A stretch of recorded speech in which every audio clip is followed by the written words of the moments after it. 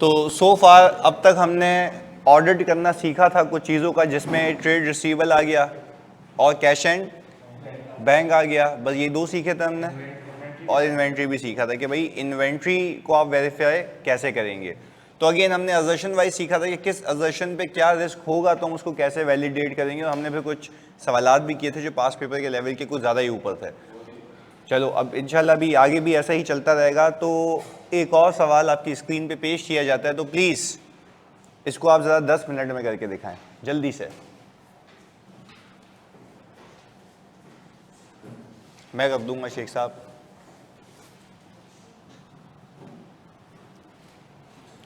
हाँ भाई 10 मिनट।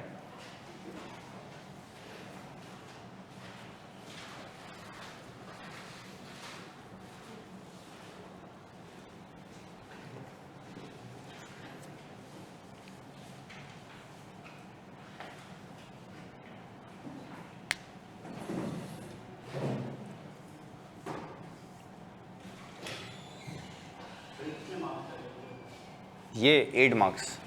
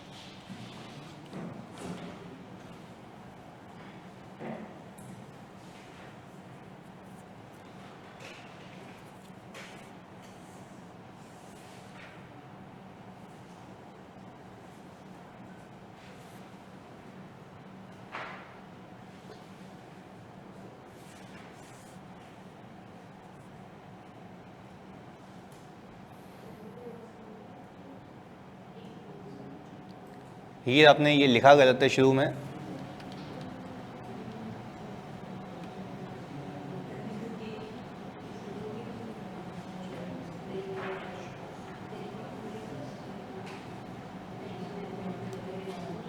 गलत मॉस, लिखने का तरीका गलत है।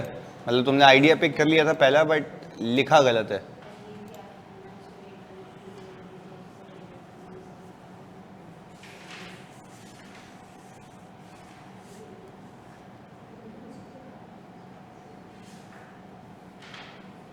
अरे जज़ाकल्लाह इस्माइल जानी।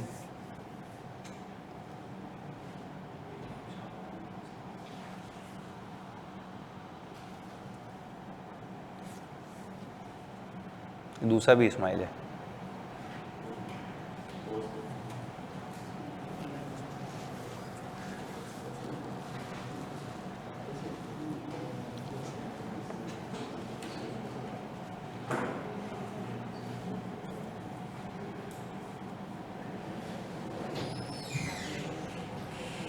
चले अनीसा बिल्कुल पहला सही लिखा है। आगे के प्रोसीजर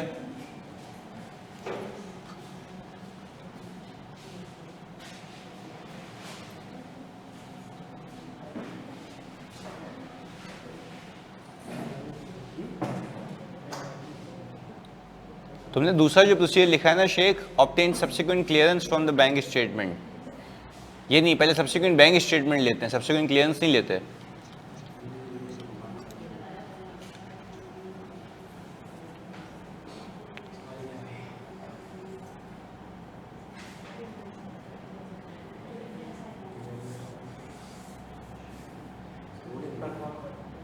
नहीं, साथ साथ करना है स्माइल। नहीं, इसमें प्रोसीजर बताने हैं आपने कि इस पे क्या प्रोसीजर। पहला पॉइंट सही था शेख तुम्हारा,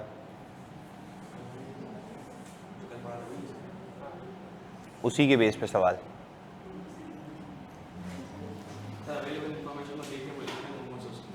कि क्या प्रोसीजर आप करेंगे, नीचे क्लियरली लिखा हुआ है।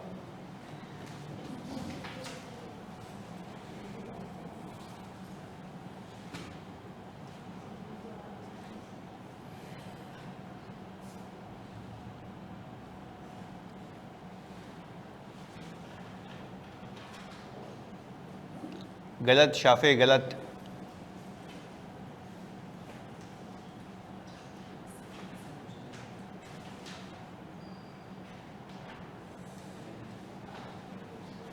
दूसरा प्रोसीजर गलत लिखा है मुआज।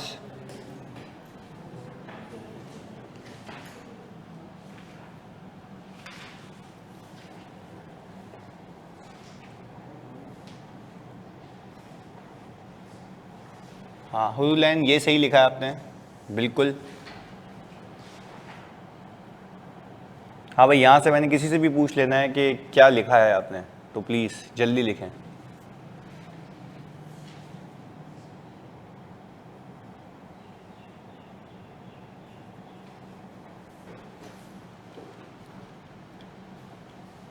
मुस्तफ़ा ये पहला प्रोसीजर सही लिखा है।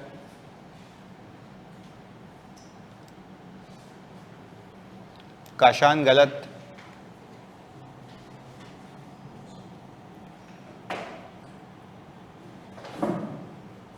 हीर ये बिल्कुल सही लिखा है।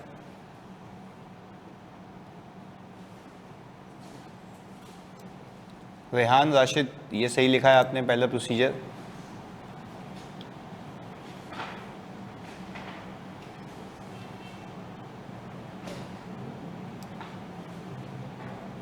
अनीसा ये थोड़ा गलत लिख दिया आपने, क्योंकि रिकनसाइलिंग आइटम को अलग तरीके से भी वेरीफाई करते हैं ना पहले। Shafey what about अनक्लियर्ड?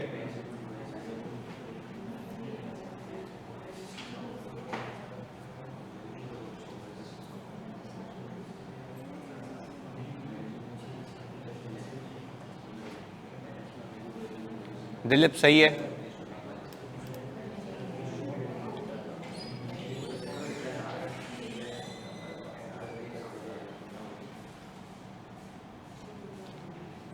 राय आलिस बिल्कुल सही है, शुक्रिया यार, बड़ी नीट थी। हाँ पानी दे जा।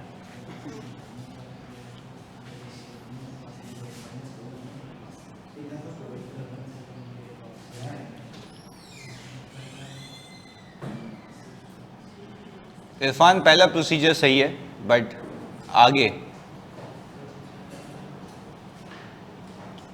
रोहान सही है बिल्कुल। चलें जी, समय समाप्त होने की घोषणा। अच्छा भाई, तो यानी सुना दे आज।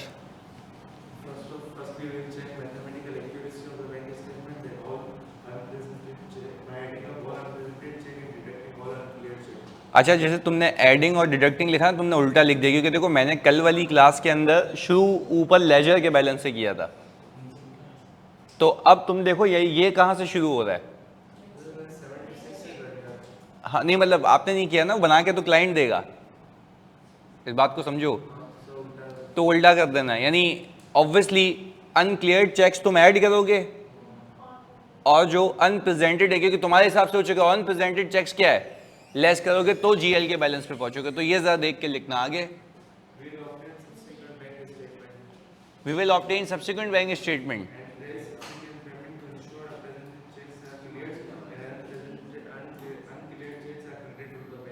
हाँ, पर ये बोलोगे कि and obtain subsequent bank statement and for the reconciling items we will check या मेक श्योर, क्योंकि सब्सिक्वेंट पेमेंट्स नहीं, आप यहां से वहां जाओगे, तो बोलोगे for reconciling items we will check whether the unpresented checks has been presented and uncleared checks have been cleared. ये भी लिख सकते हैं, मतलब एंड में जैसे आपने बोला कि यहाँ पे ऐड करेंगे अनक्लियर्ड चेक्स और उसके अलावा लेस करेंगे अनप्रेजेंटेड चेक्स, ये लिख सकते हैं कि we will check mathematical accuracy of bank statement by adding up.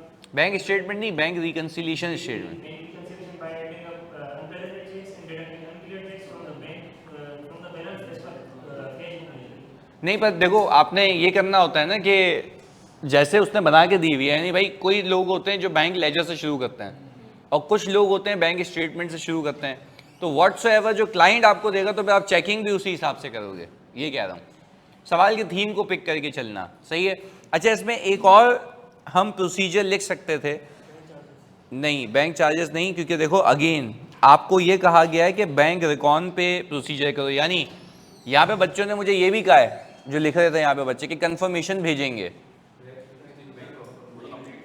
नहीं नहीं नहीं, देखें आप बात नहीं समझे, शुक्रिया, आप बात नहीं समझे। बैंक कंफर्मेशन तो प्रोसीजर होता है, मना नहीं कर रहा, पर अब थीम समझो, मैं मतलब पहुंचाना क्या चाह रहा हूं तुम तक, सुनना।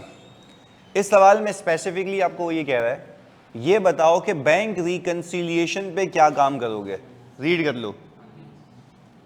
इसका मतलब यह है कि जिस बंदे ने कंफर्मेशन भेजनी थी वो भेज चुका, नहीं समझे, ये पहले सारा कुछ हो चुका है। फॉर एग्जाम्पल वही वाली बात, अज्यूम करो कि वो बंदा कहीं शार्ट हो गया, बीमार हो गया, कुछ भी है, तो अब क्या तुम वापस से उसकी जगह जब संभालोगे तो उसके आगे करोगे ना, जो हो चुका वो, अनलेस के मैनेजर आपको बोले बताओ इसमें क्या क्या और हो सकता था।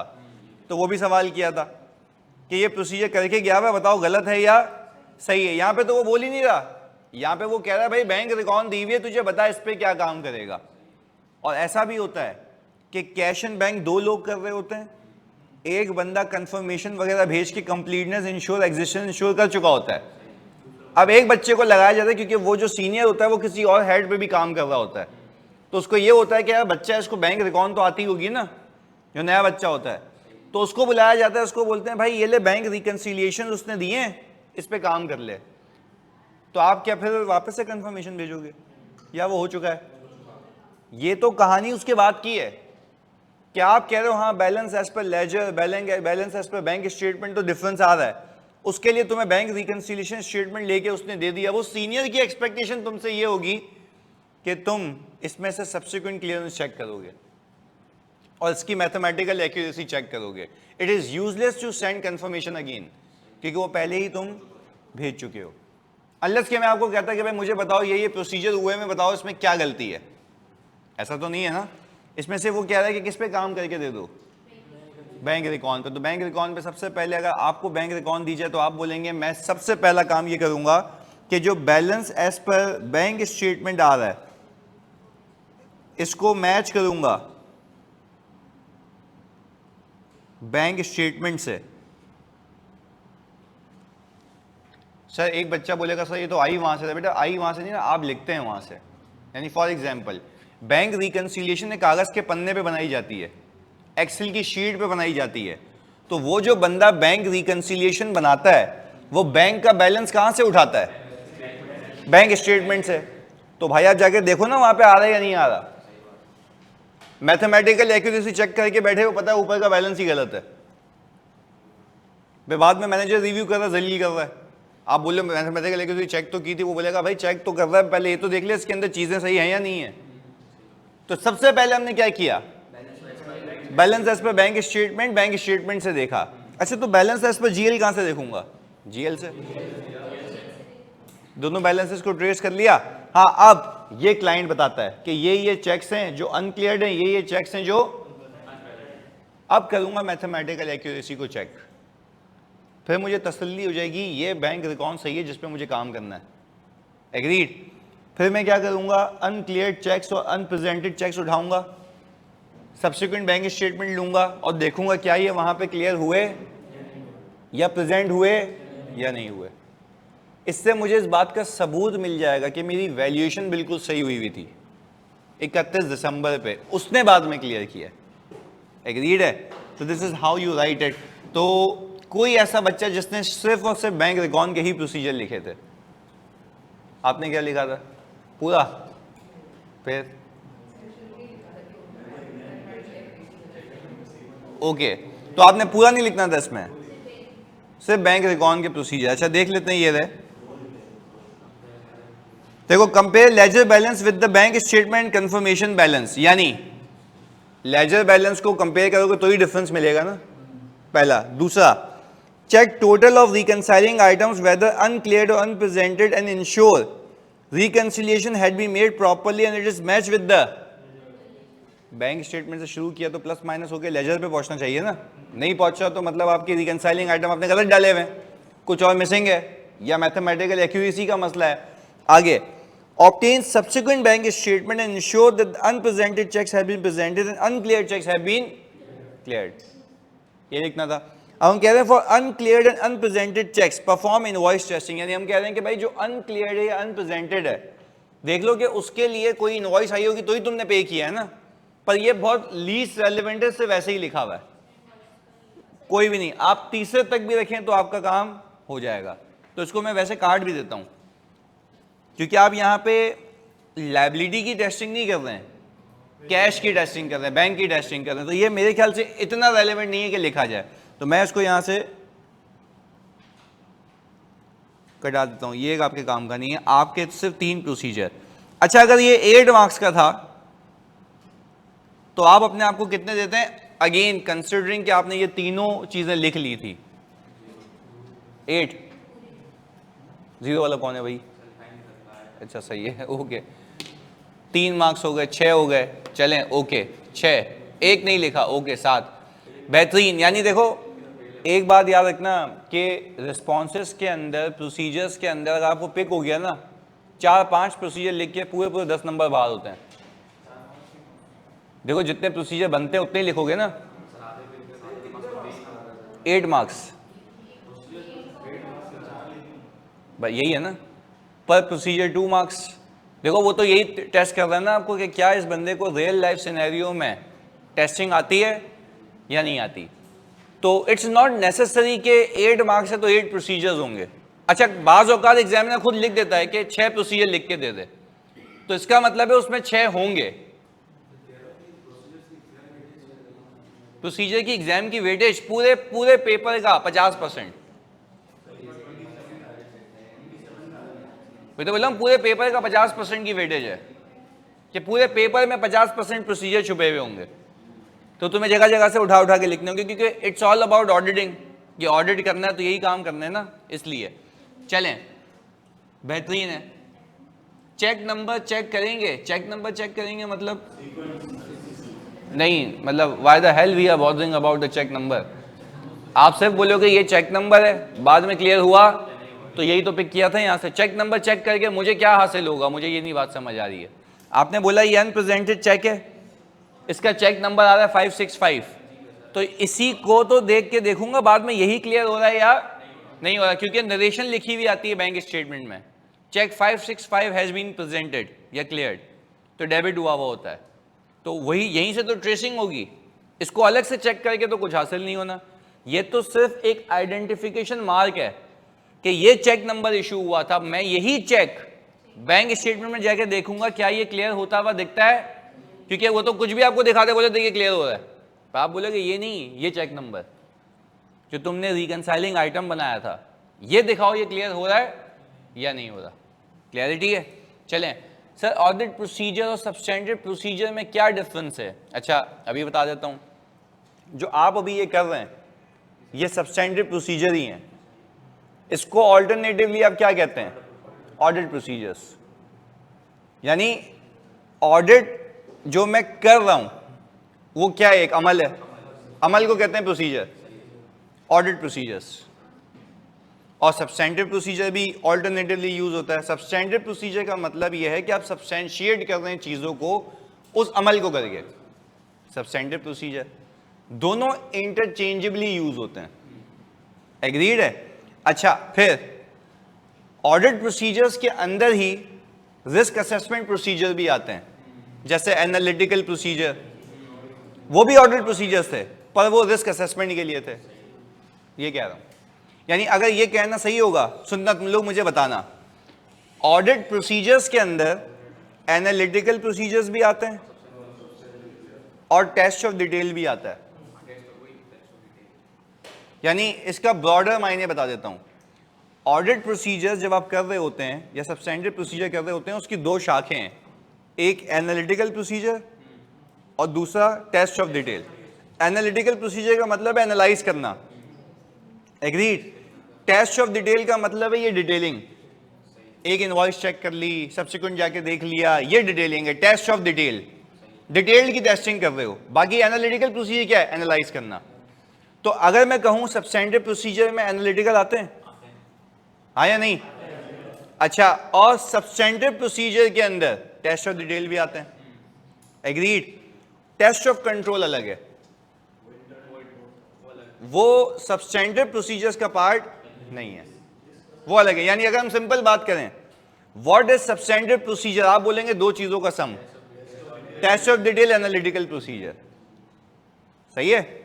अच्छा, मैं आपसे बोलूं टेस्ट ऑफ कंट्रोल क्या है, भाई वो अलग है, वो कंट्रोल की टेस्टिंग है, वो अमाउंट्स की वेरिफिकेशन नहीं है।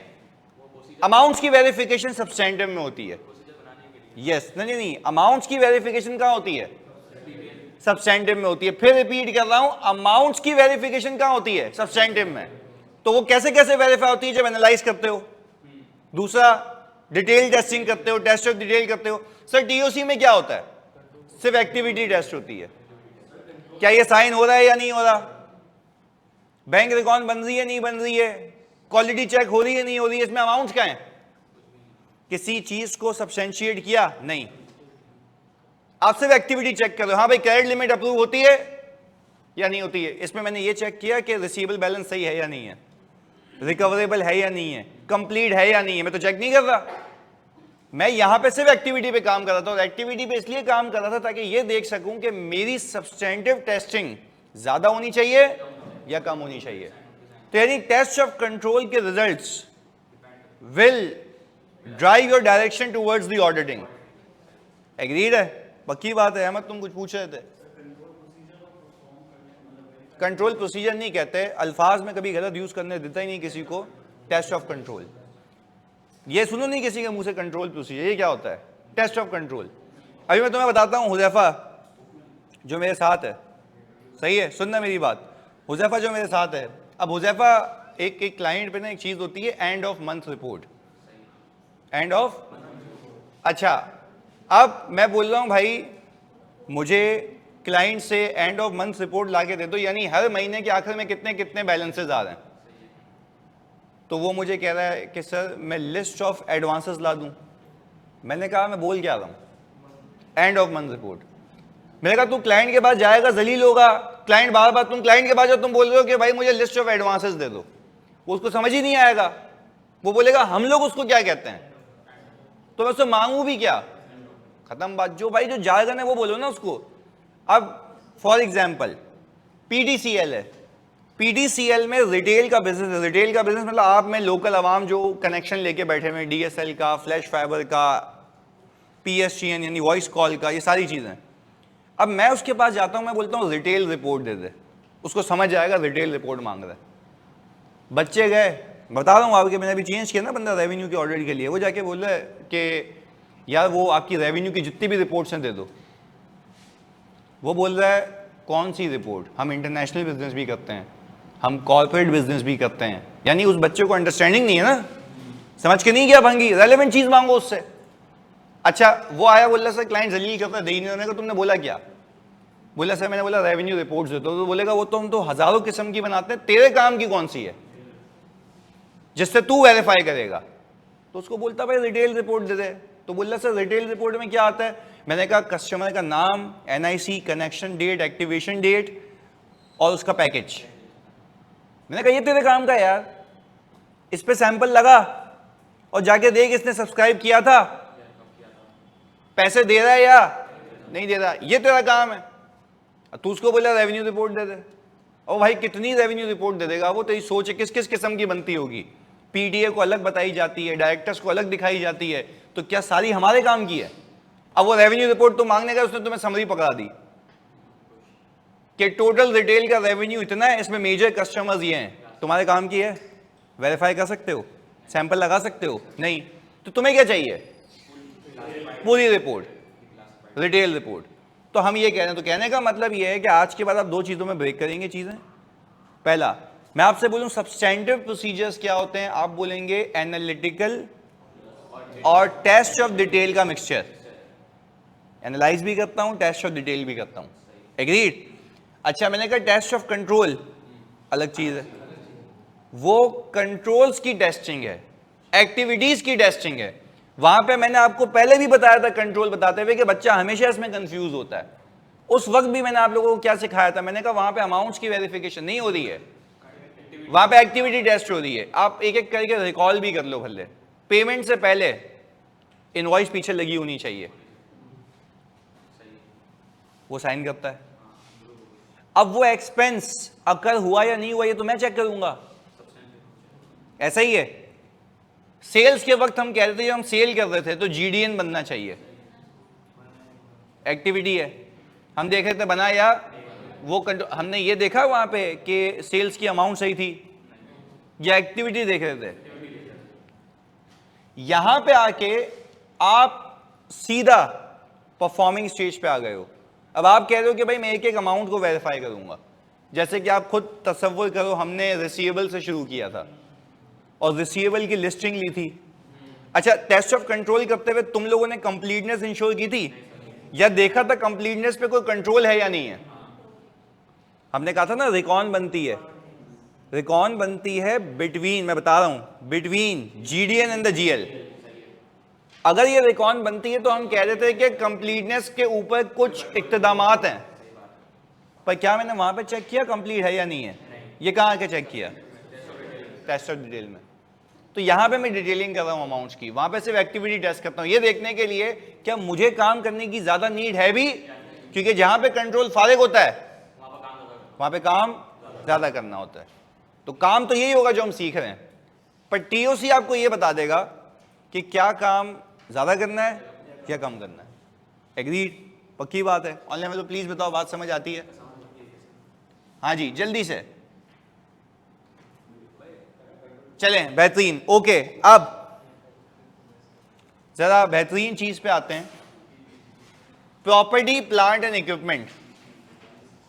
अच्छा, आपकी बैलेंस शीट में जैसे तमाम हेड्स आ रहे होते हैं वैसे पीपी भी आ रहा होता है। अच्छा, बातें करता हुआ किसी को नहीं देखूंगा क्योंकि फेवरेट एरिया फिर शुरू होने लगा है और उसमें आपको पता है टॉलरेंस बड़ी जीरो हो जाती है, इसलिए तो आपने फोकस बनाए रखना है, जलालत के लिए रेडी रहना है। मैं पूछूंगा चीजें तो आपकी इज्जत आपके अपने हाथ में, वो बात करते हुए दिखे तो जलालत मल्टीप्लाई बाय 2। सही, हाँ बिल्कुल, मैं वैसे बता रहा हूँ क्योंकि देखो आपको पता है जब मैं मेहनत करके आया हूँ, मैं 2-3 घंटे सो के आया हूँ तैयारी करके, तो सिर्फ और सिर्फ मैं ये डिजर्व करता हूँ कि जब बंदे यहाँ पे फोकस करेंगे मुझे अटेंशन देंगे, क्योंकि I am a very big attention seeker. सही है, इधर सुनो प्लीज फोकस के साथ। अच्छा, पीपी की बात कर रहे हैं प्लीज। अच्छा, वैसे ही अगर हम अपने FAR1 की चीजों को रिकॉल करें तो हमने ये देखा था कि इस तरीके का कुछ नोड बनता था, ऐसा ही है, बिल्डिंग, ऑफिस इक्विपमेंट, व्हीकल और टोटल। ओपनिंग बैलेंसेस आ रहे होते थे, ओपनिंग अक्यूमुलेटेड आता था और फिर ये ओपनिंग यहां पे कॉपी पेस्ट होता था, फिर एडिशन और डिस्पोजल, यही था।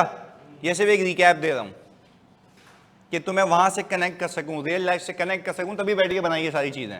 वापस मैंने ये कहा, हम जब FAR1 में पीपी का अकाउंट बनाते थे या पीपी का डिस्क्लोजर बनाते थे, वो कुछ इस तरीके से होता था, बिल्डिंग, ऑफिस इक्विपमेंट और व्हीकल। अच्छा, अब ये जो आपके पास ऑफिस इक्विपमेंट यहां पे दिख रहा है, इस ऑफिस इक्विपमेंट के अंदर क्या हम ये कह सकते हैं कि हमारे पास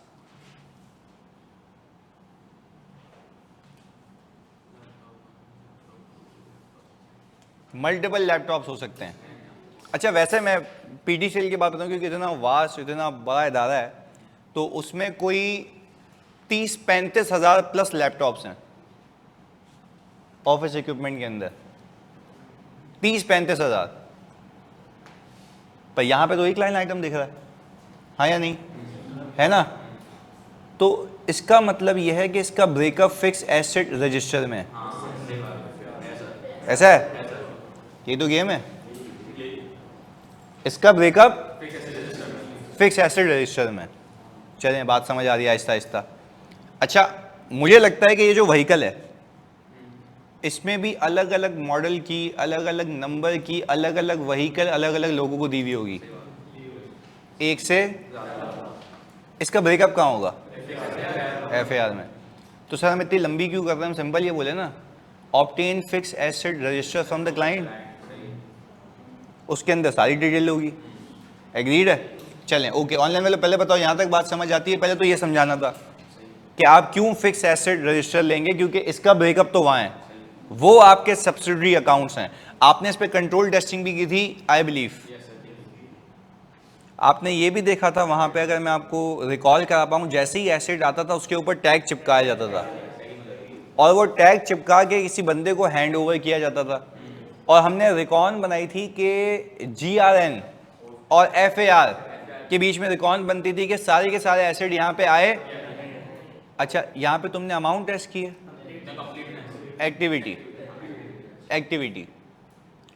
टेस्ट की है। बात समझ आ रही है? एक्टिविटी टेस्ट हुई है भाई यहाँ पे कि भाई क्या ये रिकॉन बनती है या नहीं बनती। अच्छा, अब एक स्टेप आगे चले। फिर हमने कहा था वो जो फिक्स एसेट रजिस्टर में जाता है तो वो देखता है डेट, एसेट की डिस्क्रिप्शन, एसेट की टाइप और अमाउंट। उस दिन से वो डेप्रिशिएट होना शुरू हो जाता है। पर कहाँ पे? फिक्स एसेट रजिस्टर में। अच्छा, फिक्स एसेट रजिस्टर में अगर मैंने 15 लैपटॉप मंगवाए तो उसकी एंट्री एक ही बनती है, सारी एडिशंस का सम और क्रेडिट साइड पे पेएबल। तो जो मैं लेजर में लेके जा रहा था, यानी फॉर एग्जांपल मैंने पता क्या है, एक एंट्री बनाई होगी, office equipment debit, payable credit, एक ही अमाउंट से। या अगर सिस्टम ऑटोमेटिक है और लिंक्ड है तो जैसे मैं यहाँ पे एसेट्स फेंकूंगा वो ऑटोमेटिकली GL में पार्क हो जाएंगे नाम से। तो वो तो हाईली ऑटोमेटेड है, उसमें रिकॉर्ड बनाने की आपको कोई नीड नहीं है। हाँ, अगर आप फिक्स एसेट रजिस्टर मैनुअली बनाते हैं तो फिर आप ही का ये काम बनता है कि आप देखें जो फिक्स एसेट रजिस्टर में आ रहा है वही GL में आ रहा है या नहीं। या तो वो रिकॉर्ड बनती थी fix asset register to GL, याद करें पहले तो GRN से FAR, FAR से GL। अच्छा, वहां पे तो आपने सिर्फ एक्टिविटी देखी थी ना कि क्या ये काम हो रहा है, अमाउंट्स वेरीफाई की थी, या वो टेस्ट ऑफ डिटेल में जब डिटेलिंग करोगे तो समझ आएगा कि अमाउंट्स हैं या नहीं है। चलें ओके, अब आगे हमने कहा कि चलो यार हमने सबसे पहले मांग लिया उससे फिक्स एसेट रजिस्टर। देखें ये रहा, हमने ऊपर लिखा हुआ obtain fix asset register from the client, check mathematical accuracy and trace total to the financial statement. अब जरा देखना इधर, गेम समझो। ये FAR इस तरीके का कुछ दिखता है रियल लाइफ में, प्लीज सुनना इधर। यहां पे बिल्डिंग दो दिख रही है, क्लास ऑफ एसेट, बिल्डिंग फिर लीज आ गया, ओन्ड एसेट है भंगी, वो right of use of asset होता है, ये ओन्ड एसेट्स है। We are not talking about the lease thing, we are talking about the owned assets. IS 16 है, IFRS 16 नहीं है इधर। अच्छा देखो, इक्विपमेंट्स आ रहे हैं और फिर व्हीकल्स आ रही हैं। अच्छा, मैं बेसिकली क्या करता हूं, जो अपनी टीम से ऑडिट करवाता हूं, मैं बोलता हूं कि सबसे पहले क्लास के ऊपर फिल्टर अप्लाई करो और सारे इक्विपमेंट्स पे फिल्टर लगा दो। अच्छा, जैसे ही उसने इक्विपमेंट सेलेक्ट किया तो 10,000 भी होंगे, सारे सिर्फ वही दिखेंगे, सिर्फ वही दिखेंगे फिल्टर के बाद। पहले बताओ ये बात समझ आती है? पक्की बात है। अच्छा, फिर मैं उसको कहता हूं कि डेट ऑफ एक्विजिशन जो आ रही है उस पर फिल्टर लगा। ये मैंने ओपनिंग पे लगाया है, अज्यूम करें करंट ईयर 24 है, तो मुझे ये दिख रहा है कि ओपनिंग तक मेरे पास सिर्फ 2 इक्विपमेंट थे इस सिचुएशन के हिसाब से, ओपनिंग तक मेरे पास। अच्छा, मैं क्या करूंगा, इस ओपनिंग का सम करूंगा और यहां आके देखूंगा क्या इस ओपनिंग बैलेंस से मैच कर रहा है।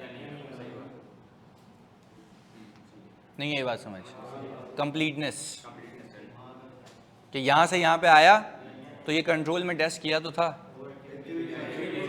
हमने नहीं किया था, वो कर रहा था, हम सिर्फ देख रहे थे वो कर रहा है या नहीं कर रहा। यहां पे वो काम हम खुद चेक कर रहे हैं, सब्सटेंशिएट कर रहे हैं। फर्क आ रहा है? वहां पे खाली आप देख रहे थे वो रिकॉर्ड बना रहा है नहीं बना रहा, हम यहां पे खुद जाके देख रहे हैं कि भाई ये टोटल इससे मैच हो रहा है विदाउट कंसिडरिंग के कंट्रोल परफॉर्म हुआ भी था, हम अपना काम कर रहे हैं। क्लियर है? चलें, सबसे पहले हमने फिक्स एसेट रजिस्टर लिया, सबसे पहले किस पे फिल्टर लगाया? क्लास ऑफ एसेट्स पे। अच्छा, क्लास ऑफ एसेट्स पे मैंने अलग क्या किया? इक्विपमेंट, सारे इक्विपमेंट्स आ गए। अच्छा, मुझे खुद सोचो यार, मुझे ओपनिंग वेरीफाई करना है, ओपनिंग की टोटलिटी कंप्लीटनेस देखनी है, तो मैं किस पे फिल्टर लगा दूं? डेट्स पे। अच्छा, डेट्स पे कौन सी? ओपनिंग वाली। अच्छा, ओपनिंग वाली डेट पे लगाया, 10,000 हो, सारे सामने आ जाएंगे और बाकी हट जाएंगे। अच्छा, मैं सिंपल एक काम करूं, इस ओपनिंग पे सम का फॉर्मूला लगाऊं। अच्छा, ओपनिंग पे तो करंट ईयर के नहीं आ जाएंगे, कैसे? डेट फिल्टर लगा हुआ है, ये बात, डेट फिल्टर लगा हुआ है, आपने हटा दिए फॉर द ईयर वाले, तो डेट फिल्टर पे आपने सम किया, आपको समझ आ गई कि वो एसेट ओपनिंग में इतनी वैल्यू का होना, यहां से आपने ट्रेस किया, मैथमेटिकल एक्यूरेसी इससे मैच होनी चाहिए। डन, कंप्लीटनेस, ये तो ओपनिंग हुआ है। अच्छा, यही चीज फिर मैं जब फिल्टर लगाया हुआ है, फिल्टर लगाया हुआ है,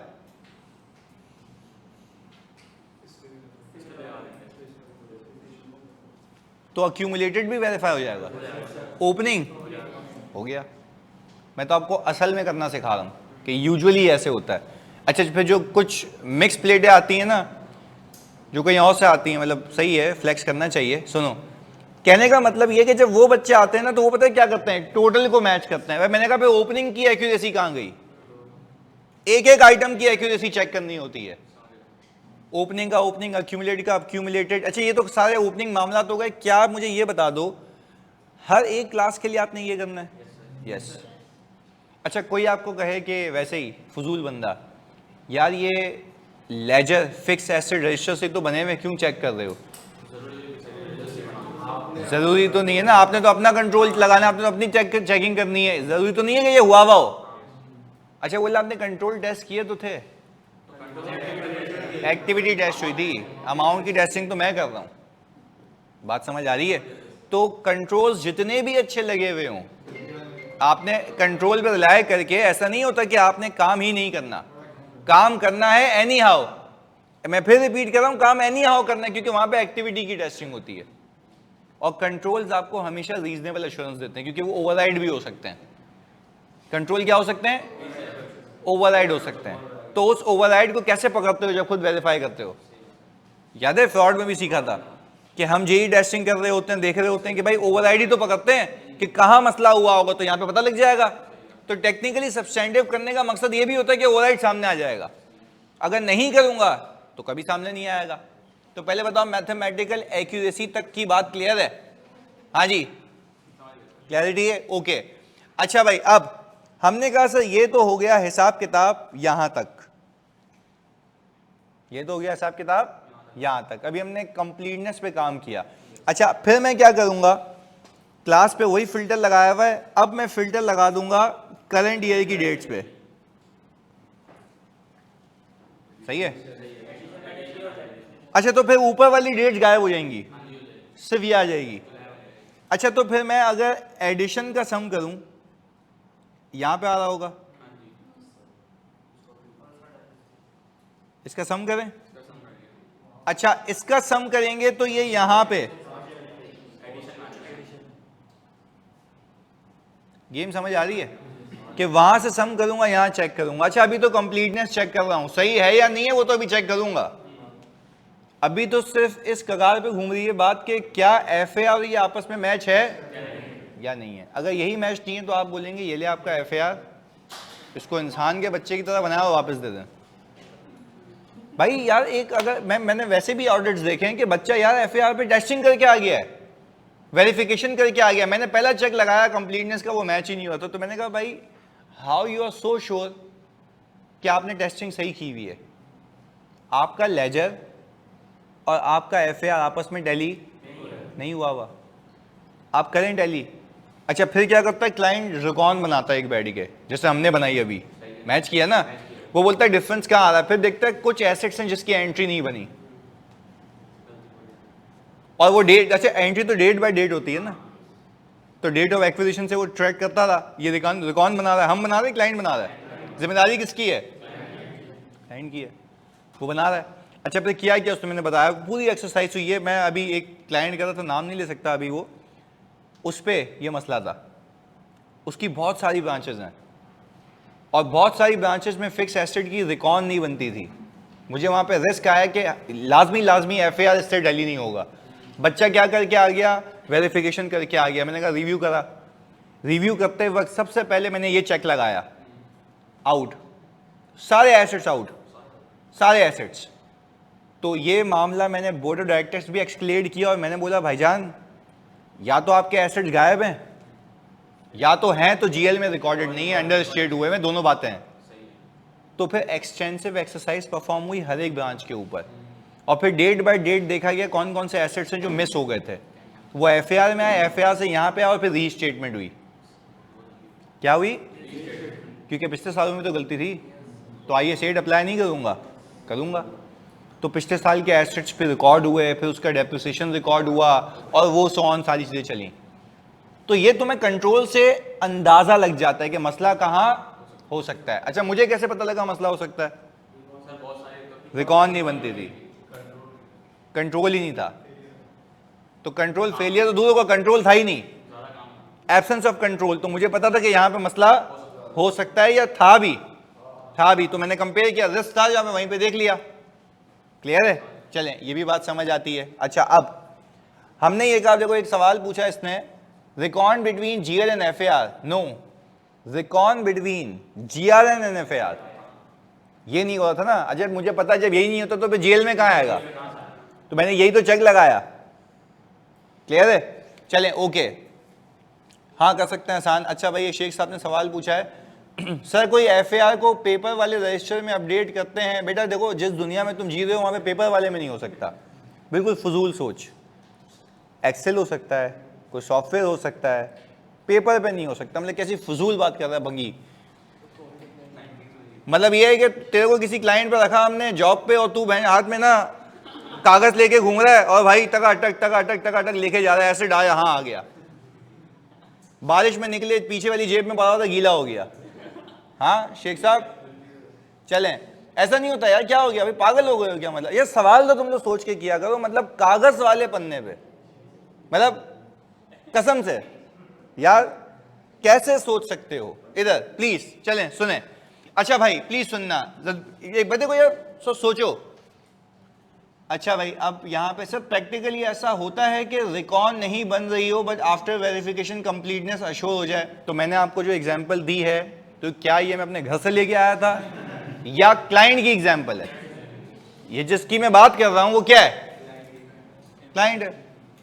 तो क्लाइंट की ही एग्जांपल, ये कैसे सवाल है कि प्रैक्टिकली ऐसा होता है? अबे तो कोई यहाँ पे मतलब कि मैं किताबी बातें बता रहा हूं, प्रैक्टिकली बता रहा हूं ना कि प्रैक्टिकली ऐसा हुआ था तो मैंने जाके ये इशू रेस किया।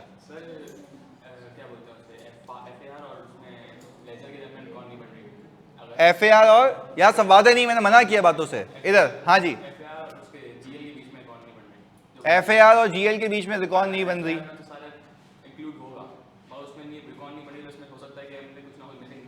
यही तो हमने देखा। कौन से वाले? अबे चसी, ये प्रोसीजर अप्लाई करूंगा तो ही समझ आ रहा है ना क्या क्या गायब है। FAR से GL में नहीं आ रहा। अबे तो FAR से GL में तू ऑडिट किसका कर रहा है? मैं बोल रहा हूँ ऑडिट, मैं तभी कह रहा हूँ ना दिमाग हाजिर, मैं कह रहा हूँ दिमाग हाजिर। आप ऑडिट किसका कर रहे हैं? FS का, FAR का, फिर भंगी FS का, फाइनेंशियल स्टेटमेंट्स का। फाइनेंशियल स्टेटमेंट्स बनाए जाते हैं सब्सिडरी रिकॉर्ड से और सब्सिडरी रिकॉर्ड है FAR, जो बुनियाद है फाइनेंशियल्स की। मैं कह रहा हूं इन दोनों के बीच में रिकॉर्ड होनी चाहिए और रिकॉर्ड नहीं है। और रिकॉर्ड नहीं है इसका मतलब यह है कि मेरे FAR में हो सकता है कुछ चीजें हों जो उसमें ना हो। इससे भी वर्स हो सकता है कि FAR में ही नहीं है। तो फिर तीन मसले हो गए। मैं उसको बोलूंगा इंसानों की तरह पहले काम कंप्लीट करो, सही वाला FAR, तो फिर ऑडिट करूंगा, क्योंकि ये कंप्लीटनेस की जिम्मेदारी आपकी है। मैंने इसे चेक करना है कि कंप्लीट है, and if there is any issue I will raise it. और अगर सबूत ही नहीं मिल रहा स्कोप लिमिटेशन, फिर रिपोर्टिंग इम्प्लीकेशन आती है। तो यहां से ड्राइव होती है वो कि भाई नहीं पता लग रहा कितने एसेट्स हैं, क्या आने चाहिए नहीं आने चाहिए, तो मैं क्या करूं? अब तुम्हारे पास कोई एविडेंस है कि ये एसेट्स कंप्लीट हैं या नहीं है? तो क्या नॉन कंप्लीट होने की वजह से, 510 ब्रांचेस होने की वजह से स्कोप लिमिटेशन परवेजिव है? क्या डिस्क्लेम कर देंगे? डिस्क्लेम करें भाई। अच्छा, तो ये वो जो तुम्हें सिचुएशन रिपोर्ट के सवाल में दी जाती थी ना, वो यहां से निकलती थी कि पहले आपने पूरा काम किया, आपको भी अब सबूत ही नहीं मिल रहा, अब क्या करें? तो you need to drive it to that point. वहां तक पहुंचे तो सही पहले, पर ऑडिट करके पहुंचना है। पहले तो सिचुएशन दे दी, भाई ये मसला है, तुमने बोला हाँ भाई स्कोप लिमिटेशन दिख रही है, पर अब हम तो वो चीजें सीख रहे हैं कि आपने पहले ऑडिट किया और ऑडिट के दौरान आपको पता लगा कि ये स्कोप लिमिटेशन है। बात समझ आ रही है? तो वो जो रिपोर्ट के सवाल पहले किए थे जानी, उसके अंदर आपको बता दिया गया था ये मसला है। अब आप खुद ऑडिट कर रहे हो तो मसला निकल के सामने आएगा। तो जो मैंने एग्जांपल दी कंप्लीटनेस की, हो सकता है कि वो रिजॉल्व भी हो जाए। तो रिजॉल्व हो जाएगी तो क्या एतमाद करोगे, फिर चेक करोगे? फिर चेक करेंगे कि क्या उसने कंप्लीट दिया या नहीं दिया। अच्छा, जब ये हुआ ना, तो मैंने तो आओ रिटन रिप्रेजेंटेशन को भी कनेक्ट करता हूं, वैसे ही नॉलेज के लिए। जब ये रिकॉर्ड बना के दी पूरे एडमिनिस्ट्रेटिव डिपार्टमेंट ने, एडमिन का काम होता है ना देखना एसेट्स वगैरह, तो वो सब बन गई। मैंने सैंपल बेसिस पे चेक भी कर लिया, सही हो गई। मैंने एडमिन हेड को बोला मैं ये रिपोर्ट तब इशू करवाऊंगा पार्टनर से जब आप साइन करेंगे इस पे। बोला मतलब मैंने तो काउंट ही नहीं किया। मैंने कहा नहीं, you need to own it, you need to own it. अच्छा, उसने बोला होगा क्या इससे? मैंने कहा कल को भंड निकला, आप जिम्मेदार। उसने बताया वाक सुनो, उसने 20 दिन और लिए। उसने बोला ये और एसेट्स हैं जो आने चाहिए। अब बताओ, है ना पावर रिटन रिप्रेजेंटेशन की? तो ये आप देखो रेलेवेंट्स में रेलेवेंट यूज करनी है चीज। मैंने कहा भाई I am not going to accept this exercise of reconciliation unless you own it, because you are the owner. इस जगह के ओनर तुम हो, तुम ये एरिया देखते हो। मैं क्या, मैं तो 1-2 महीने के लिए आया हूं, तुम साइन करके दोगे, मैं तो बोलूंगा कल को SECP आएगा, बोलेगा भाई ये क्या है, इसमें मसले निकले, मिलूंगा ये रहा बंदा, इसने बोला था कि ये। तो उसने बोला कि तुमने रिटन रिप्रेजेंटेशन सोल एविडेंस तो नहीं होता। मैंने कहा मैंने भी काम किया था, उसके बाद मैंने सपोर्टिंग एविडेंस लिया। अब तो मेरी गलती नहीं है ना, और मैं तो सैंपल पे काम करता हूं। रीजनेबल एश्योरेंस से उसने बोला तू हट, तू आ जा। बात समझ आ रही है? तो ये रिटन रिप्रेजेंटेशन यहाँ ऐसे यूज होता है। तो चलो एनीवेज ये तो तुम्हें पूरी कहानी सुनाई ताकि ये समझ आए कि भाई रिकॉन में आउट क्यों होती है चीजें। चलें, क्या अब देखो ये अपना लगे हुए हैं, करंट डेट पे फिल्टर लगाकर न्यू एडिशन एसेट को BOD मिनट्स में देखेंगे और इससे अकरेंस, मैंने अकरेंस की बात की, मैंने ये बदतमीजी की। मैं किसकी बात कर रहा हूं? कंप्लीटनेस। मैंने अभी कोई होशियारी की ऐसी? मैं आपको सिखा रहा हूं कंप्लीटनेस। आप 2 सामान से आगे भाग रहे हो कि भाई ये आगे जाके अकरेंस वेरीफाई कर रहा हूं। मैंने आपको कुछ बोला ऐसा? मैं आपको इतने प्यार से समझा रहा हूं कि भाई कंप्लीटनेस की बात हो रही है, इतने प्यार से फिल्टर लगाना सिखाया तुम्हारे हाथ पे हाथ रख के। तुम माउस चला रहे थे, मैंने तुम्हारे हाथ पे हाथ रखा, मैंने बोला भाई फिल्टर लगा दे इस पे। इतने प्यार से कौन सिखाएगा यार? मतलब वो तुम्हारे इधर। अच्छा खैर, एनीवेज यार, मतलब आप, मुझे ये नहीं समझ आता why you guys are not going to accept a thing के बिल्कुल फ्लो के साथ चलो यार, फ्लो के साथ चलो। मैं फिर कह रहा हूं आपको, आप फंस जाओगे इसके अंदर। जिस तरह मैं लेके चल रहा हूं वैसे आप अपना दिमाग अलग डायरेक्शन में लेके जा रहे हो। मैं आपको कह रहा हूं भाई, मैं आपको बड़े सुकून से सिखा रहा हूं। मेरे लिए 2 मिनट का काम है, पीपी खत्म हो जाएगा, करूं वो, या फिर तमीज से सिखाऊं कैसे होता है ऑडिट, ताकि सिचुएशन। ये कहानी सुनाने का मकसद क्या है? वो बोले आपको भाई रिकॉन आउट है, अब कोर्स ऑफ एक्शन बताओ। आप रट्टा लगा के गए, वो कंप्लीटनेस इंश्योर करूंगा, ये करूंगा, वहां से सवाल ही नहीं पूछ रहा वो। आप वो बोल रहा है भाई ये कर रहे थे, पता लगा कि आउट है, अब क्या करोगे? तो आप रिक्वेस्ट करोगे क्लाइंट से कि भाई सही करो ये चीजें, फिर वापस से वेरिफिकेशन करोगे, स्पेसिफिक रिटन रिप्रेजेंटेशन लोगे। ये कहानी याद होनी चाहिए जो प्रैक्टिकल सिनेरियोज में अप्लाई होती है। फिर बोल रहा है कि अकरेंस की बात हो रही है। अबे अभी एसिड को देख रहे हैं कंप्लीट है या नहीं है। मैंने वेरिफिकेशन को स्पेसिफिकली बोला कि अभी वेरीफाई नहीं किया। मैं सिर्फ देख रहा हूँ एडिशन से मैच हो रही है, ओपनिंग से मैच हो रहा है, ये सारी चीजें हो रही हैं। वेरिफिकेशन अभी सीखी नहीं है। अच्छा, कंप्लीटनेस के लिए एक और बात करते हैं। मैंने रैंडम बेसिस पे कोई भी एसिड उठा लिया, सही है, फ्लोर टू शीट, ये कहीं और भी किया था इन्वेंट्री में। तो एक मिनट बात बताओ, आप क्या नजूमी हो, क्या आपको पता होगा ये एसेट किस नाम से आ रहा है? टैगिंग, टैगिंग होती है, क्लियर है? तो यहाँ पे जैसे एसी पे भी लैपटॉप लिखा हुआ है, पंखे पे भी लैपटॉप लिखा हुआ है, और एक और जगह है इधर, चलो खैर बताऊंगा तो तुम शर्मा जाओगे इधर। अच्छा भाई, एक शेख साहब फिर आ गए मार्केट में, भाई तुम लोग बताना प्लीज यार जानी, सर ये कंफर्म करते हैं जीआरएन और एफएआर की रिकॉर्ड कंप्लीटनेस इंश्योर करती है और एफएआर और जीएल की कंप्लीट, भाई वो कह रहा है जीआरएन और एफएआर की रिकॉर्ड कंप्लीटनेस के लिए बनती है। अच्छा, फिर वो बोल रहा है एफएआर से जीएल की रिकॉर्ड भी, क्या वो सही कह रहा है? हम भी यही कह रहे थे, हाँ या नहीं? ये मैंने कहाँ बताया था, यहाँ पे या कंट्रोल्स में? मैंने रिकॉल कराया, ये मेरी गलती, सही है, मैंने रिकॉल करवाया, ऐसा ही है।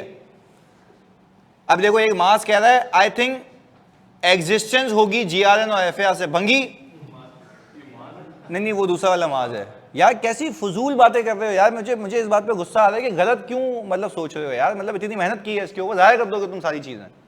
मैं ये कह रहा हूं वो भंगी उसको गलत गाइड कर रहा है, पता नहीं है तो फिर नहीं बोलो यार। वो उसको कह रहा है कि भाई जीआरएन से एफएआर तक का रिकॉर्ड, बोल रहा है एग्जिस्टेंस इंश्योर करेगा, नहीं यार नहीं, एग्जिस्टेंस इंश्योर होती है कि आप जब ये देखें कि शीट से फ्लोर पे आते हो। देखो यार जीआरएन बन गई ना, वो देखो कंट्रोल अलग चीज है यार, कंट्रोल लगाए जाते हैं किसी मकसद को अचीव करने के लिए, किसी, अब एग्जिस्टेंस पे कंट्रोल्स क्या थे? आप काउंटिंग करवाते हो रेगुलर, सरप्राइज काउंट्स होते हैं, ये एग्जिस्टेंस पे कंट्रोल्स होते हैं। टैगिंग, ये एग्जिस्टेंस पे कंट्रोल होते हैं। अबे जीआरएन इसलिए बनाया जाता है ताकि ये पता लगे कि ये चीज यहां आई है या नहीं आई है, अकरेंस को केटर कर रहा होता है। तो अब जब हमने जीआरएन को देखा एफएआर से, इसकी रिकॉर्ड बना रहा हूं, तो मेरा मकसद तो सोचो क्या है, मैं ये मेक श्योर करना चाह रहा हूं सारे जीआरएन रिकॉर्ड, सारे जीआरएन रिकॉर्ड, इसका मतलब क्या क्या इंश्योर करना चाह रहा हूं? कंप्लीटनेस। तो यार तुम कुछ सोचो तो सही ना कि यार बोल क्या रहे हैं हम मकसद देखो कंट्रोल का क्या है, जीआरएन से एफएआर, जीआरएन से एफएआर, मैं मेक श्योर करना चाह रहा हूं कि सारी चीजें रिकॉर्ड हो चुकी हो। वो बोल रहा है एग्जिस्टेंस, यार तुम गलत असर्शन पिक कर रहे हो। ये वहां पे भी बताया था कंप्लीटनेस, उस पर तो मैंने टेस्ट भी लिया था, अलग से मैंने बोला था बताओ उससे क्या मसला होगा अगर ये गायब हो गया तो, सही है? तो प्लीज यार इफ यू डोंट नो गलत नहीं बताओ। चलें, अच्छा भाई sir floor to sheet for completeness, yes floor to sheet completeness, सही है। चलें जी, पर अगेन मैं कभी नहीं चाहता कि आप ऐसे याद करें यार, आप लॉजिक लगा लेना कि अगर एक चीज शीट में आ रही है तो मतलब शीट में तो है ना, अब मैं देख रहा हूं मौजूद है या नहीं है, एग्जिस्टेंस। अच्छा अब मैं कह रहा हूं फ्लोर पे आ रही है, अब मुझे शक है जीएल में तो हो सकता है ना हो, तो फ्लोर टू शीट कंप्लीटनेस। अच्छा ऐसे भी पीस देखे हैं मैंने, सुनना मजाक से बता रहा हूँ, हाँ एक स्टॉक काउंट में मैं भी चला गया, देखूँ टीम करती क्या है, सारे बावले एक साथ ही भेज दिए थे मैंने, इधर सुनना, मतलब फिर तब तो प्लान करके भेजता हूँ, इंक्वायरी करके सुनना इधर आगे, मतलब अपने पे भी ले सकते हो तुम लोग इधर। अच्छा खैर, हमने ये कहा जब मैं गया वहां पे लिटरली सुनना, उसने किया क्या बच्चा, मैंने कहा तू फ्लोर टू शीट कैसे करेगा, शीट टू फ्लोर कैसे करेगा, पहले तुम यकीन करो सिर्फ शीट से। अच्छा इसने एक आइटम उठाया, उसने बोला फ्लोर पे आ रहा है, मैंने कहा जा देख के आ रहा है, उसने बोला हाँ ये आइटम वहां आ रहा है, उसने बोला सर एग्जिस्टेंस हो गई, क्या उसने सही किया, हाँ या नहीं? अच्छा वापस सुनना, क्या उसने सही किया, शीट से कोई आइटम पिक किया, देखा जाके है या नहीं है। अच्छा मैंने कहा कंप्लीटनेस कैसे इंश्योर करेगा, बोला सर यही आइटम यहां आ रहा है। अब बोलो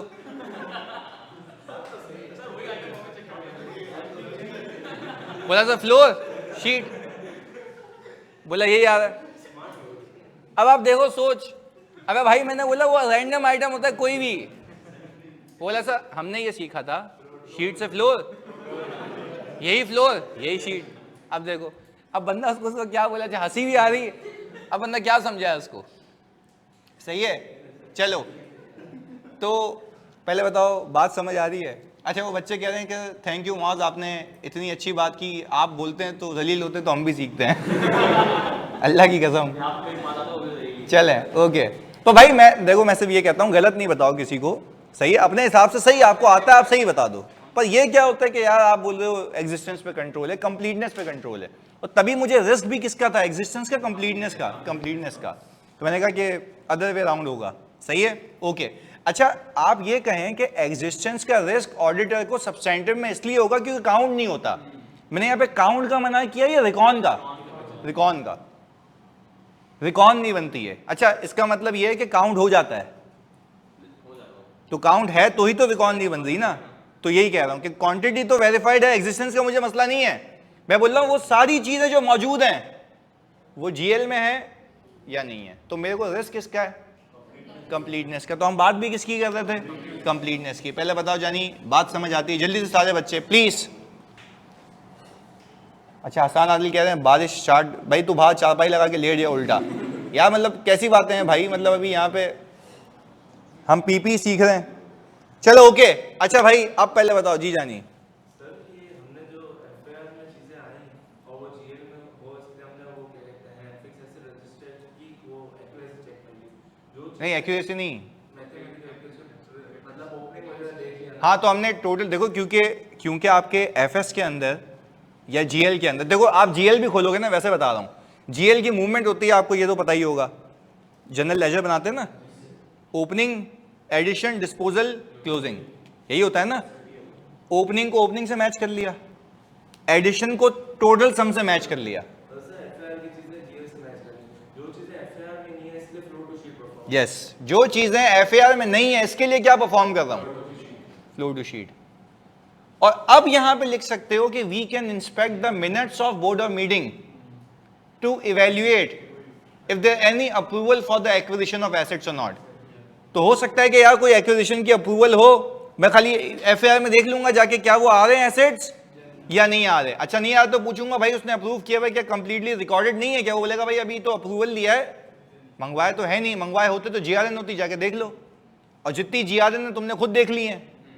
बात समझ आती है? तो हमने इस तरीके से देखना है। तो हमने सबसे पहले देखो एक चीज प्रिंसिपल याद रखना है, जब भी ऑडिट करना सबसे पहले कंप्लीटनेस पे काम होगा कि क्या वो चीज, देखो ऑडिट तो तब करूंगा ना जब पहले एक चीज पे श्योरिटी आ जाए कि सारी चीजें एक जगह आ चुकी हैं। क्लियर है? अभी हम उस पर काम कर रहे हैं। तो पहले बताओ ऑनलाइन वालों जल्दी से, क्या यहां तक क्लियर है? ओके, हसान कह रहे हैं it's raining cats and dog, you are cat and आपके आजू बाजू डॉग्स। सही है अगर आप समझ पाए। चलें खैर, एनीवेज इधर प्लीज सुनो भाई, इधर even in my area there are also a lot of dogs, if you want to visit please come. चलो तेरे को पकड़ा था ना इधर, चलो अच्छा भाई खैर इधर प्लीज सुनो यार। अच्छा पहले बताओ जानी, कंप्लीटनेस की बात समझ आती है? अच्छा अभी तक हमने पूरे पीपी के अंदर सिर्फ और सिर्फ कंप्लीटनेस सीखी कि मैचिंग की है। अच्छा सबसे पहले अगर इसको हम बिल्कुल, वो मौज कह रहा था ये फजान था ना, बिल्कुल। अच्छा तो सुनना, सबसे पहले हमने फिक्स एसेट रजिस्टर ऑब्टेन किया, मैथमेटिकल एक्यूरेसी चेक की और ट्रेस किया टोटल को एफएस या जीएल से। अच्छा मैंने आपको वो मैथमेटिकल एक्यूरेसी चेक करने का तरीका बता दिया कि सिर्फ क्लोजिंग चेक नहीं होता, ओपनिंग, एडिशन, डिस्पोजल, ये सब चेक किया हमने। एग्रीड? अब मुझे इस बात की तसल्ली हो गई कि इसी रिकॉर्ड से मेरे एफएस बने हुए, क्योंकि देखो मैं आपको सिर्फ ये बोलता ना मैथमेटिकल एक्यूरेसी चेक करना, बात तब भी हो जाती। तो आप फिर बोलते मैथमेटिकल एक्यूरेसी किसकी चेक करूं पूरे एफएआर में, opening, addition, disposal, closing, depreciation, disposal, closing, तो फंस जाते हैं ना। मैं तो ये कह रहा हूं कि आपका डिस्क्लोजर जिस तरह बनता है ना, उस पे फिल्टर लगा के सबको चेक करना, इसको हम कहते हैं मैथमेटिकल एक्यूरेसी को चेक करना। अब आपको इस बात की इतनी तसल्ली हो चुकी है कि यही वो डॉक्यूमेंट है जिस पे एफएस बने हुए हैं, हाँ या नहीं? अच्छा ये डिटेल है या एफएस डिटेल है? तो इसका टेस्ट करो, तो इसको हम कहेंगे टेस्ट ऑफ डिटेल। क्लियर है? ये डिटेल है, एफएस डिटेल है, इस पे हम क्या करेंगे? Test of detail. टेस्ट करेंगे तो टेस्ट ऑफ डिटेल बन गया। यही तो सिखा रहा हूं इतनी देर से। वो जारगन्स, क्योंकि एक बच्चा मुझे कह रहा था सर आइजा 200 में टेस्ट ऑफ डिटेल वगैरह लिखा हुआ वो ये बातें हैं, तो आज सिखा देता हूँ, मतलब वो बातों बातों में ही होगा कि बेसिक जो डेफिनेशंस होती हैं वो तो हमने बातों बातों में वैसे ही सीख ली है, मुझे खाली क्लियर करनी है। सही है, हम रीड भी कर लेंगे, उसमें कोई दो राय नहीं है, बट सिर्फ ये देख लो कि ये टेस्ट ऑफ डिटेल होता है। चले आगे, अब ओपनिंग तो वेरीफाई हुआ है, मैंने सबसे पहले एडिशंस पे फिल्टर लगाया, ये आ रही हैं एडिशंस 1 2 3 4 5। अच्छा ये 5 तो क्योंकि जगह की कंस्ट्रेंट थी मेरे पास इसलिए, वरना तो हज़ारों में भी हो सकती हैं। अच्छा क्या मैं ये सारी की सारी एडिशंस चेक करूं? सैंपल। तो अब ज़रा हम ज़रा सुकून से समझते हैं, कंप्लीटनेस इंश्योर हो गई। अब मैं बोलूँगा select a sample of additions, select a and vouch them to supporting documents. सुनो, अगर मुझे पूरे पीपी को वेरीफाई करना है, ओपनिंग लास्ट ईयर तक हो चुका है, मैंने एक्यूरेसी देख ली, अब इस साल जो चीज़ें आई हैं वो वेरीफाइड नहीं है, मैं करूँगा ना, तो मैंने एडिशन पे, अच्छा मुझे कैसे पता है एडिशन इस साल कितने हुए हैं? फिल्टर लगा के, और ये नोट से मैच भी कर रहा था, तो मतलब इसी को वेरीफाई करना था ना, कंप्लीटनेस तो मैं देख के आया हुआ हूँ, एग्रीड। अच्छा चलें आगे, मैंने कहा select the sample of additions and vouch them to supporting document such as, इसका जीआरएन आते हुए देख लोगे, हाँ या नहीं? इनवॉइस देख लेंगे और हमारा परचेज ऑर्डर देख लोगे, वैल्यूएशन राइट, वैल्यूएशन। एंड जब बात की है हमारी बहन ने तो इंस्पेक्ट कर लेंगे फिजिकली जाके क्या ये एसिड मौजूद है या नहीं है। सारी असर्शन वेरीफाई हुई, तो कंप्लीटनेस कैसे हुई? तो पहले कर ली थी। अच्छा अब आप कह रहे हैं कंप्लीट करने के बाद मैं बोल रहा हूं अब बताओ भाई कि ये, अब देखो अब मैं बोल रहा हूं अब क्या ये यहां होना चाहिए, या पहले हमने कहा आपकी बात मान ली कंप्लीटली रिकॉर्डेड है, अब हम देख रहे हैं क्या ये मौजूद है, क्या इसकी वैल्यू सही है, क्या मेरा राइट है, और प्रेजेंटेशन एंड डिस्क्लोजर तो यही है जी।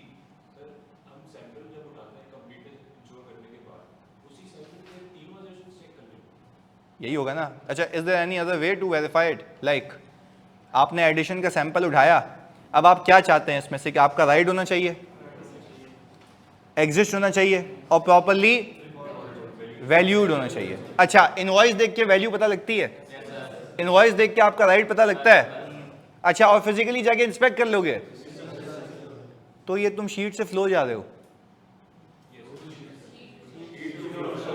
शीट से फ्लो ही जा रहे हो ना, तो ये शीट ही है ना, पिक किया, पर यहां पे शीट टू फ्लो लिखना नहीं, ब्लेंडर हो जाएगा।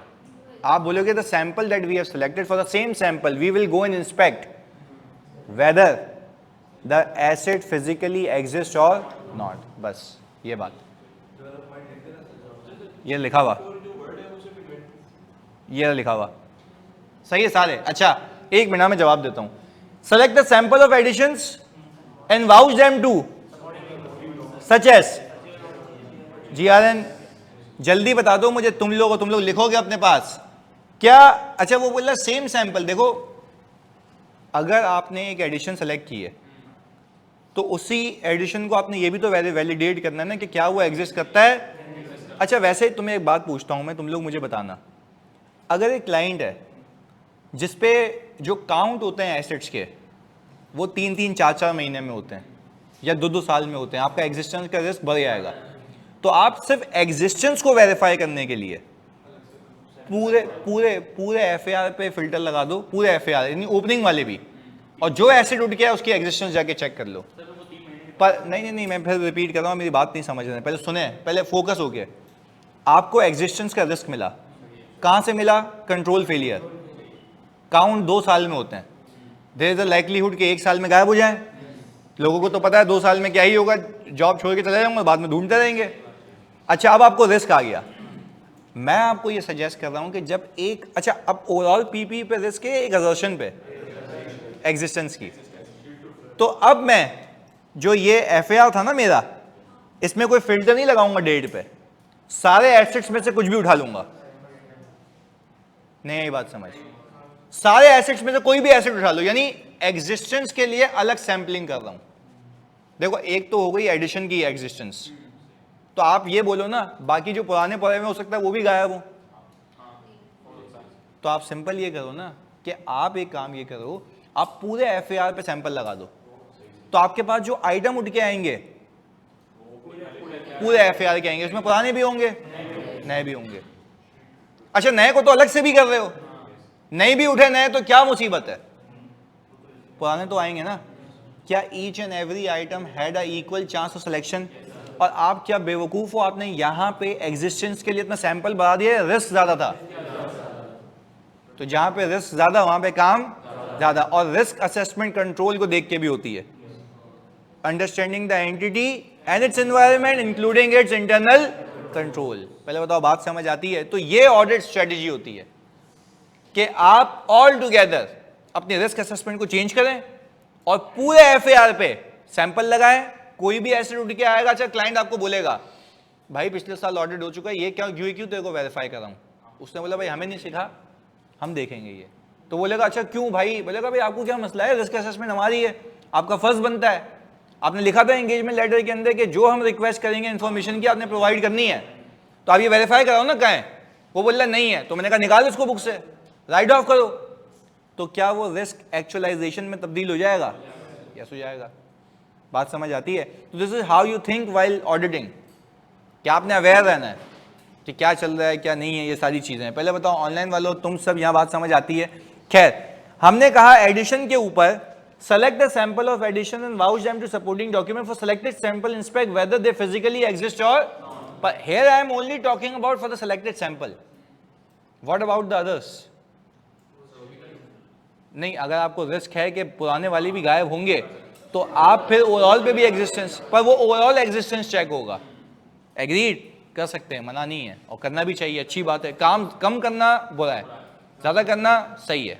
चलें, insure that they meet the capitalization criteria, देखना चाहिए आइए 16 के हिसाब से। Inspect payment against asset from the bank statement, देखनी चाहिए। तो आपने कैश एंड बैंक में क्या देखा था? एजेट। और मैंने आपको क्या कहा था, जगह जगह जो जो ट्रांजैक्शंस होगी वो वहां वेरीफाई करोगे।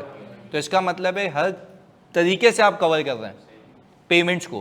पेमेंट तो ट्रांजैक्शन की होगी ना यार, तो आप यही तो देख रहे हो कि जो खरीदा था उसकी पेमेंट हुई या नहीं हुई। ये फॉर द ईयर कैटर कर रहा है, और जो बैंक बैलेंस था वो एजेट कैटर कर रहा था। पीपी नहीं, वो तो इम्पेयरमेंट इंडिकेटर होते हैं ना। अगर आज मैंने लैपटॉप, मेरे पास 2 अलग लैपटॉप पड़े हुए सिर्फ यूज करने के लिए, तो ये भी ऐसे ही पड़ा हुआ है, इम्पेयर्ड तो नहीं है। इम्पेयरमेंट की अलग टेस्टिंग होती है अगर हालात वाकयात हों, सही है, हालात वाकयात। तो अभी हालात वाकयात नहीं है ना। हाँ, आप जब देख रहे थे फिजिकल एग्जिस्टेंस तो आपको पता लगा कि डैमेज है, आपको पता लगा डैमेज है, तो फिजिकली इंस्पेक्ट इसलिए भी किया था ना कि एक तो मौजूद हो और दूसरा उसकी कंडीशन भी देख ली। तो आप वहां पे गए, आपने देखा 5 लाख रुपए पे लैपटॉप रिकॉर्ड हुआ है, जबकि अब वो 20,000 का भी नहीं बिकेगा, तो आप क्या करेंगे? इम्पेयरमेंट। तो अब क्या ऐसे ही रिस्क था? तो जब रिस्क होगा तो काम करेंगे। चलो अब तो मैं बात भी कर सकता हूँ ना इसके ऊपर। अभी मैं पीडीसीएल का रिव्यू करवा रहा था, तो अभी जो हुआ था ना, मैंने जो पूरी रेटिंग वगैरह ये सीन था, तो मतलब मैं बड़ा प्रेशराइज्ड, और पता नहीं यूके यूएस पता नहीं कौन कौन सी जियोर्जिया वगैरह हर जगह की टीम ना मेरी एक फाइल पे चिपकी हुई थी। आईटी वाले अलग और स्पेशलाइज्ड फॉरेंसिक्स वाले अलग। मैंने कहा पता नहीं भाई मेरा ही ऑडिट हो रहा है। चल गया भाई, सब चल गया इस फाइल पे। मैंने कहा करो भाई, सही है प्रोटोकॉल है, करो करो, हम बैठे में जवाब देंगे। रात के 11-12 बजे क्यूरीज हैं, क्योंकि हर किसी का टाइम जोन अपना है। उनकी सुबह है तो मतलब मेरी तो रात है ना यहाँ पे। अब मेरा बॉस सुबह आएगा तो मुझे पूरी रात बैठ के पहले सब क्यूरी सॉल्व करने के भाई जो जो जवाब आते हैं। फिर वो जब ऐसी बात है मैं सो ही नहीं पाऊँ, फिर 4 बजे 5 बजे तक क्यूरी सॉल्व की, पहुंच गया ऑफिस सुबह 9 बजे तक। फिर मैं उनको भी नहीं टाइम देना चाहिए, क्योंकि मैं बोलता था जब वो सुबह उठे अपनी तो उनको जवाब मौजूद हो, फिर वो इसको देखे, इसमें टाइम ज़ाया हो जाए उसका। तो ये भी थोड़ा स्ट्रेटेजिकली मैं खेल रहा था उनके साथ। पर खैर बड़ा प्रेशराइज वाला मामला था सुनना। अब हुआ क्या, वो बंदा मुझे कहता है, एक सवाल आया उसका, why you haven't marked risk of impairment because the PP are huge. मैंने पूरी बैलेंस शीट का कोई 55% पीपी है, पूरी बैलेंस शीट का क्या है? पीपी है। मेरे बॉस ने मुझे कहा यार आकाश भाई you haven't marked impairment risk. मैंने कहा this is you are just saying because of the thing that that guy has told you we need to mark. मैंने कहा I am still saying we don't need to mark. मैंने कहा having a big size PP doesn't mean that those are impaired, there should be an impairment indicator. मैंने उसको call पे लिया, मैंने कहा why you are forcing me to mark that risk. वो बोला तुमने गलत किया, तुमने इस पे काम नहीं किया। मैंने कहा elaborate me why should I mark the risk of impairment, is there a loss? उसने बोला no. Is there a cash flow problem? उसने बोला नो। तो मैंने कहा then your answer is no, then why the hell should I mark the impairment risk on the entire PP just because of the fact the PP is huge? You should have told me you need to mark risk of existence because it is spread all over Pakistan. This is the right risk assessment. मेरा partner बोल रहा ओ भाई क्या हो गया तेरे को यार, हल्का हो जा थोड़ा। मैंने कहा ऐसी की तैसी मतलब क्या यार, ऑडिट पढ़ाता हूँ मतलब हल्का लिया हुआ है इधर। मैंने कहा रिस्क असेसमेंट देख के करो। बोला know usually mark in you know UAE. तो मैंने कहा भाई तेरा यूएई का एनवायरनमेंट अलग है, वहां पे 5G आ रहा है, तेरे अभी करंट इक्विपमेंट खराब हो जाएंगे, उस पर तू मार्क कर, तेरे को कौन रोक रहा है? पाकिस्तान में उंगली नहीं कर, यहां पे रिस्क हमारे हिसाब से, हमारे अपने मसले हैं, सही है, देसी मसले हैं, इंपेयरमेंट नहीं है। उसने बोला कि अच्छा फिर सुनना, फिर उसने बोला then what do you expect till when the 5G will be inaugurated? मैंने कहा when Pakistan will have money. सीधी बात है। तो हंसा, पहले जब पैसे आएंगे तो 5G भी लगा लेंगे, पर अभी 5G है ही नहीं, तो उसके लिए नया इक्विपमेंट क्यों मंगवाऊंगा? और नया इक्विपमेंट नहीं मंगवा रहा तो पुराने वाली की लाइफ सेम है, कोई मसला नहीं है। मैंने कहा are you agreeing on this point that we don't need to mark the risk of impairment? So are you agreeing on this point that we did not need to mark the risk of impairment because there is no impairment, if there is we need to mark. Clear है? पक्की बात है। हाँ अच्छा 5G तो फिर risk of impairment mark करेंगे, क्योंकि करंट इक्विपमेंट्स 5G टेक्नोलॉजी को सप्लाई या अफोर्ड नहीं कर पाएंगे। चलो मैं तुम्हें वैसे भी रिसर्च बताता हूँ, मैंने तो वैसे भी की है ना। 5G के लिए ना आपको जो पूरे टेलीकॉम के टावर्स हैं, कनेक्शन हैं, वो करीब करीब बनाना है। यानी अभी क्या होता है कि आप कभी आप 3G या 4G पे कॉल करते हुए जाना, आपके बीच में कॉल ड्रॉप होती है, क्योंकि होता ये बेवकूफ़ी है कि एक टावर से दूसरा टावर जब बीच में गायब होता है ना, तो कॉल ड्रॉप होती है, फिर तुम आगे पहुंचते हो तो वहां पे कनेक्ट हो जाती है, वो नहीं रिकनेक्टिंग आता है, वो यही है। तो भाई ने सर्च किया पूरी इसके ऊपर, भाई मतलब पूरा इंजीनियरिंग इधर।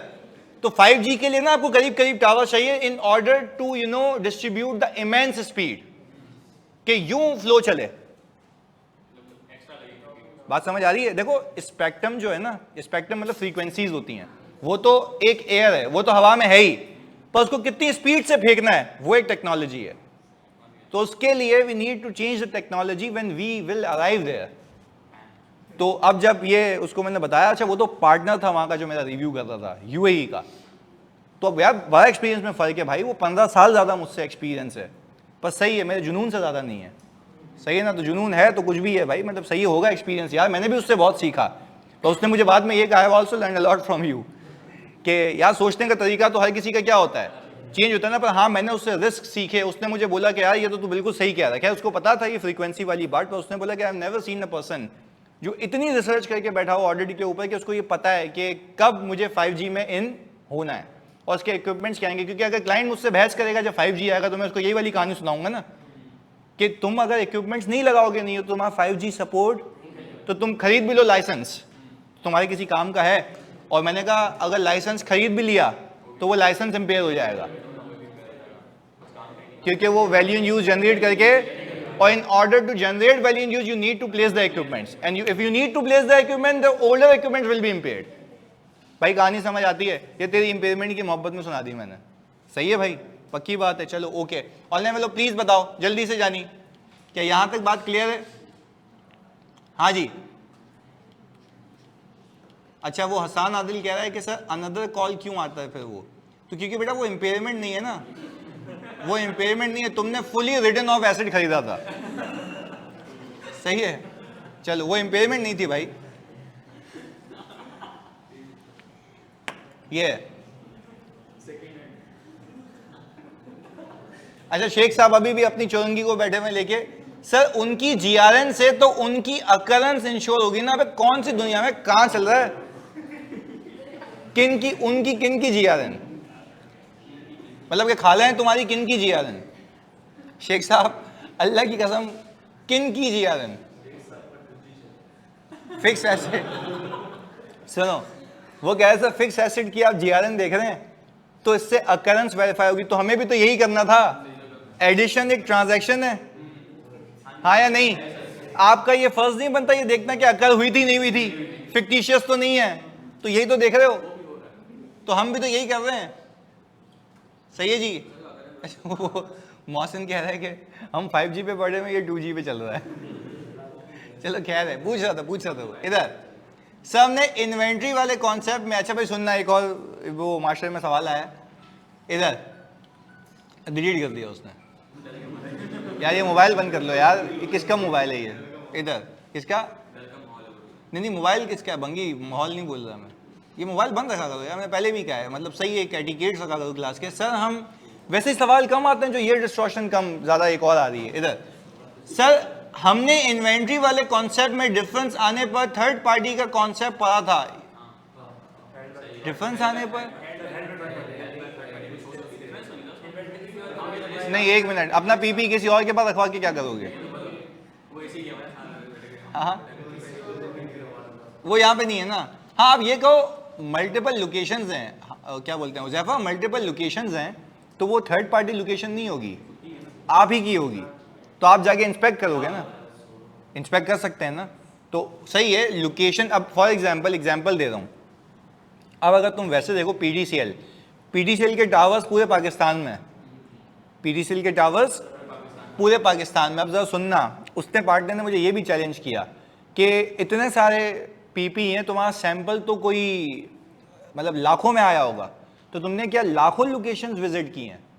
अच्छा उसने ना पहले हमारी फाइल देखी, उसमें लाखों का सैंपल आया हुआ था, मतलब लाखों में सैंपल आया था। टावर्स क्या कम होते हैं? और ज़्यादा होते हैं। अच्छा अब लाखों में सैंपल आया लोकेशंस का, अब वो उसको तो पता है प्रैक्टिकली इम्पॉसिबल है। अब इसने मार्क किया, अब इसको मुझे जस्टिफाई करना है कि इसने वेरीफाई कैसे किया। मैंने कहा देखें, it's not that we need to go physically there, I just went to their system and checked whether the location is active or not. If the location is active, that means the signal are going through that location. That means कि tower is in existence. वो partner को बोला भाई कहाँ से लाया उसको, क्या हो गया इसको? इधर तो कहने का मतलब ये है कि देखो स्मार्टली प्ले करना होता है, आपने ये बताना है। बोला सर लव हो गया, मजा आ गया सुन के। सुनो भाई, तो भाई सीधी सी बात है, मैं बेवकूफ हूँ, पागल जाके मैं भाई खंबा गेंद दिया था डाल उसको। इधर हाँ यूं खड़े में इधर। अच्छा पूरी टीम जा रही है, खंबे गिन रही है, लोग भी देख रहे हैं कर क्या रहे हैं, एक खंबा, दूसरा खंबा, तीसरा खंबा। चलें खैर आगे। भाई हमने ये कहा हमें ऑल टुगेदर स्मार्टली प्ले करना था, तो स्मार्टली कैसे प्ले किया? हम उनके सिस्टम में गए, एक्टिवेशन, और एक्टिवेशन जाके देख ली कि अगर वहां से सिग्नल्स पास हो रहे हैं।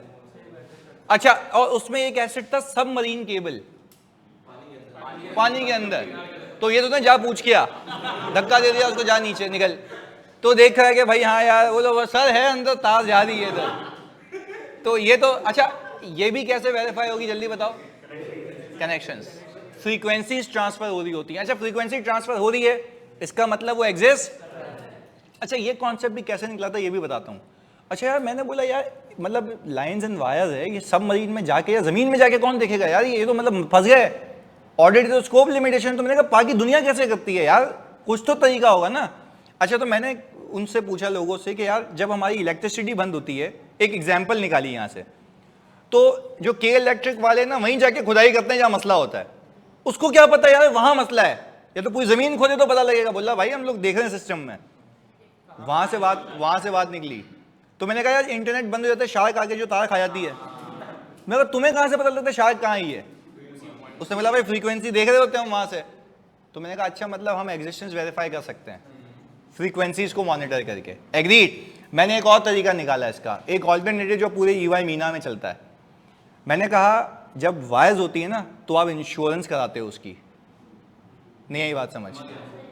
तो ये तो अलग आपका भाई डायरेक्शन लेके गया। अच्छा, एग्जिस्टेंस के यूजुअली तुम्हें प्रोसीजर किसी किताब में ये नहीं मिलेंगे कि भाई की चीज़ है ये। इधर सुनना, सुनो, मैंने ये कहा कि यार आप जब लाइन्स एंड वायर्स है उसकी इंश्योरेंस होती है ना। अच्छा, कल को डैमेज हो जाए तो फिर कौन पे करेगा? Insurance company. अच्छा, इंश्योरेंस कंपनी आप मुझे खुद बता दो, बिलियन ऑफ रुपीस की इंश्योरेंस बगैर वेरिफिकेशन की करेगी या वेरिफिकेशन करेगी? ये पूरा रिस्क उसका है। हमने बोला थर्ड पार्टी एविडेंस। मैंने कहा अलग से मैंने इंश्योरेंस पॉलिसीज देखी हैं और इंश्योरेंस पॉलिसी लेटेस्ट हैं, इसका मतलब वो चीज़ एग्जिस्ट करती है। तो ये एग्जिस्टेंस को वेरीफाई करने का ऑल्टरनेटिव तरीका।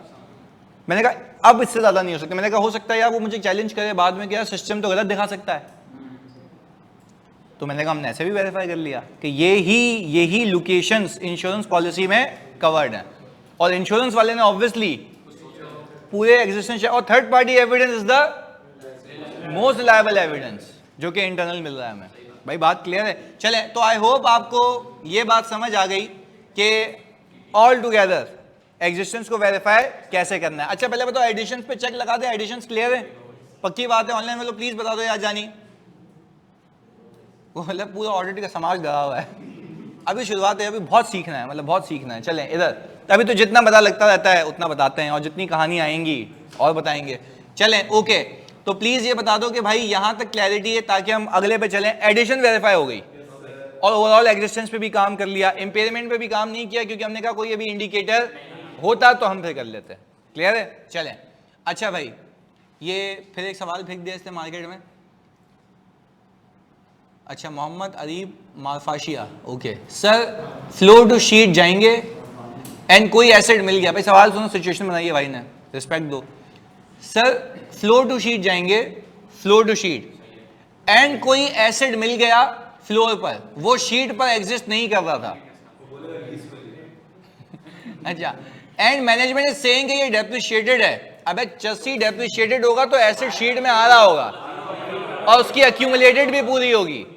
बुक वैल्यू क्या होगी? वो बोल रहा चस्सी फुली डेप्रिशिएटेड है। बताया था मुझे पता है, बट फिर भी बच्चा पूछो, गुस्सा मना गया तुम लोगों ने करने से। इधर चलें, ओके, तो भाई जानी।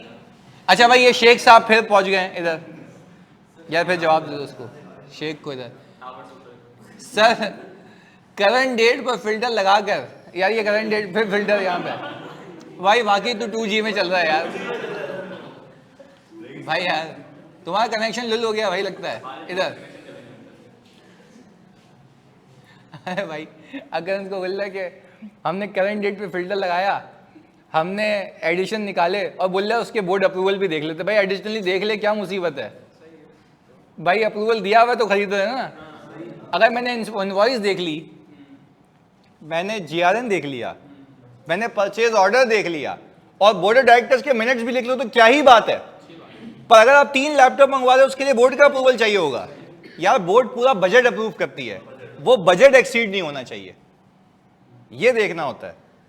ये थोड़ी ना कि एक लैपटॉप बोर्ड ऑफ डायरेक्टर जा रहे हैं, सर वो साइन करते हैं लैपटॉप मंगवाया है, तो बोलेगा भाई क्या पता पागल हो गया क्या यार? भाई बोर्ड पूरा बजट अप्रूव करता है पूरे साल का कि फिक्स एसेट में इतनी एडिशन होंगी, इसके अलावा हाँ इसके ऊपर जाने लगो तो आना अप्रूवल के लिए, इसके अलावा नहीं हो सकता। क्लैरिटी है? क्योंकि फिर ऑब्वियसली जब हम ऑडिटर वेरीफाई करते हैं तो हम डायरेक्टर्स को बोलते हैं कि आपने इतना अप्रूव किया था, इससे एक्सीड किया, आपकी इस पर रजामंदी है? नहीं है तो वो अनऑथराइज परचेजेज हैं, नहीं है तो वो, क्योंकि शेयर होल्डर ने अपना पैसा संभालने का जो ठेका दिया है वो किसको दिया है? डायरेक्टर्स को। और डायरेक्टर नीड्स के हिसाब से बिजनेस की बजट सेट करता है।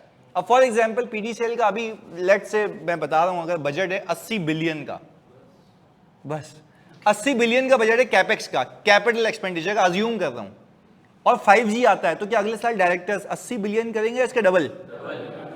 तो भाई वो नीड्स के हिसाब से करेगा ना। अबे लैपटॉप की अप्रूवल के लिए डायरेक्टर के पीछे थोड़ी ना भागूंगा, वहां पे डायरेक्टर सारे शहजादे हैं दुबई के, क्योंकि जो एहतसलात है उसने अपॉइंट किया ना, मालिक तो वो है, तो एहतसलात ने अपने डायरेक्टर्स नॉमिनेट किए हैं यहाँ पे जो उनके रिप्रेजेंटेटिव हैं। अब वो सारे प्रिंस हैं, वो प्रिंस जा रहा है, वो घूम भी अपनी अटायर में हो रहे होते हैं। हाँ वो बोल रहा है कि शेख साहब तू ये भंगी, वो इधर साइन कर लें सर। वो बोलेगा कहाँ गरीब आगे पीछे घुमा रहा है यार, लैपटॉप वो जेब से निकाल के मुंह पे पैसे मारेगा, जा खरीद ले यार। इधर अजीब यार, मतलब चलें, ओके, सही है, चलो भाई। अच्छा भाई, अरूबा कह रही है सर आपकी एक क्लास अकरेंस पर रख लें ताकि कंफ्यूजन दूर हो जाए इससे। चलो खैर है, इधर चलें, पहले मुझे बताओ भाई यहाँ तक बात समझ आती है? अच्छा, एडिशन की तो बात हो गई। अच्छा अब प्लीज सुनना, मैं वैसे तुम्हें बताता हूँ कि यूजुअली फिक्स एसेट रजिस्टर में क्या होता है। यूजुअली फिक्स एसेट रजिस्टर के अंदर ना, अब हमने यही डेट्स लगाई हुई हैं, इसी डेट्स के ऊपर हम देखेंगे भी डिस्पोजल का कॉलम भी फिल होगा। अब मैं डिस्पोजल पे फिल्टर लगाऊंगा और ड्यूरिंग द ईयर पे लगाऊंगा। क्यों? इस साल हुआ ना, ऐसा ही है। अच्छा तो क्या हम ये कह सकते हैं कि मैं जब ड्यूरिंग द ईयर पे फिल्टर लगाऊंगा इस साल, तो मुझे इस साल के डिस्पोजल्स मिल गए? क्या सारे चेक करूं या ये भी सैंपल पे? Very good. हम ये बोलेंगे select the sample of disposals, यहीं से उठाएंगे ना, select the sample of disposal and inspect transfer deeds and sale agreement. Invoice क्यों नहीं देख रहा भाई? ट्रांसफर डीड होगी ना, सेल एग्रीमेंट होगा कि भाई हम आपको एसेट बेच रहे हैं।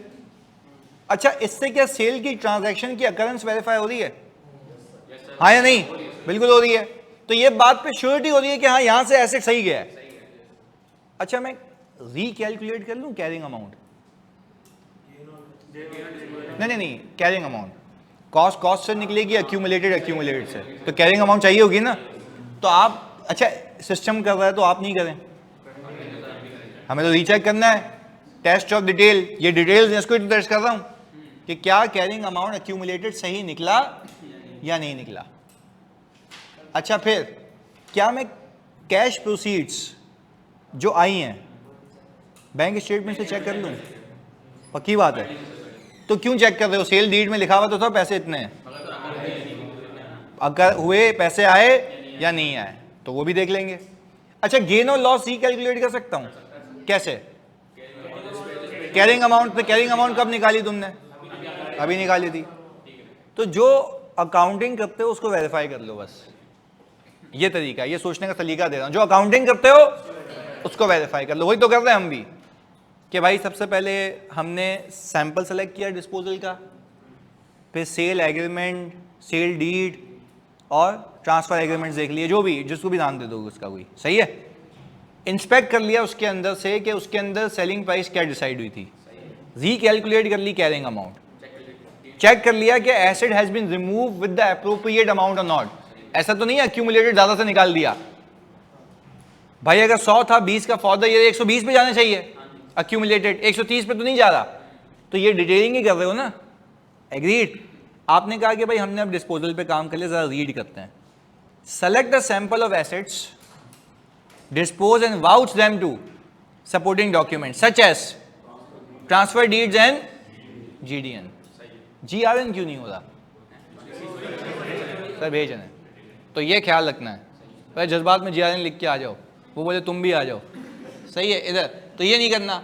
अच्छा भाई एसेट जो शीट पे नजर नहीं आ रहे उसको कैसे ट्रेस करेंगे? एसेट जो शीट पे नजर नहीं आ रहे भाई, उसके लिए तो फ्लो से शीट कर रहा हूं, और नहीं आ रहे तो बोलेंगे भाई तू नजर में ला। पूरी कहानी सुनाई थी अभी एडमिन वाले ने, याद है?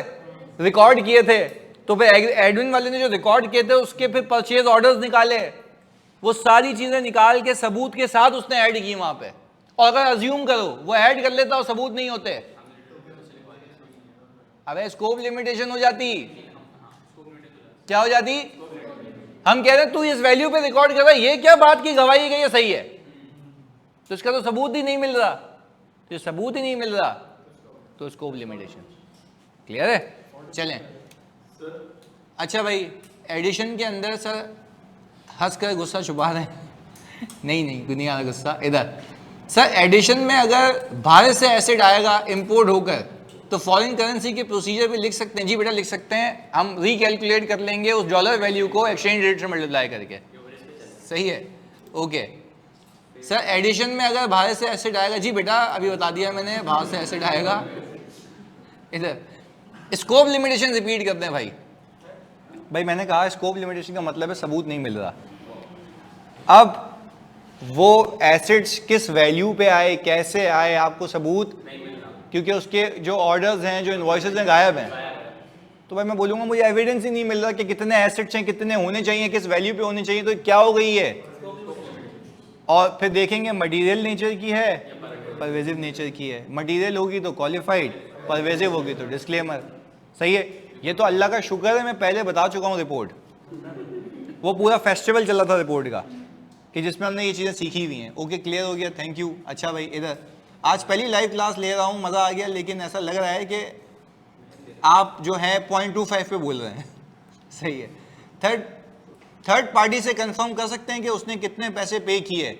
जी बेटा, उससे भी कर सकते हैं कि आपने क्या ये एसेट हमसे खरीदा, पर ये तब होगा जब कोई फ्रॉड रिस्क फैक्टर हो, outside the normal course of business हो, तो एक्स्ट्रा ऑर्डिनरी प्रोसीजर में आप उसको बोल सकते हो कि भाई तू बता दे क्या तूने ये एसेट इतने का खरीदा, इस दिन पे खरीदा या नहीं खरीदा। प्रोसीजर रेलेवेंट है, बिल्कुल शेख साहब, प्रोसीजर रेलेवेंट है।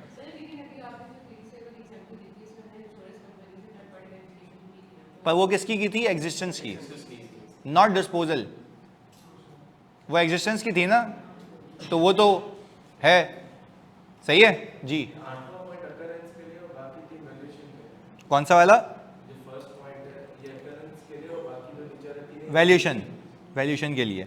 सही है, यानी ये बिल्कुल सही कह रहा है कि सर पहला वाला पॉइंट अकरेंस को चेक करने के लिए और बाकी वैल्यूएशन के लिए, और ये जो आखिरी वाला है inspect cash proceeds from the disposal, ये भी किसके लिए, वैल्यूएशन के लिए। क्या आप ये देख रहे हो कि भाई क्या कैश प्रोसीड सही तरीके से बैंक में आई या नहीं आई, एक्यूरेसी वैल्यूएशन ये इस चीज को मेक श्योर कर रहा है।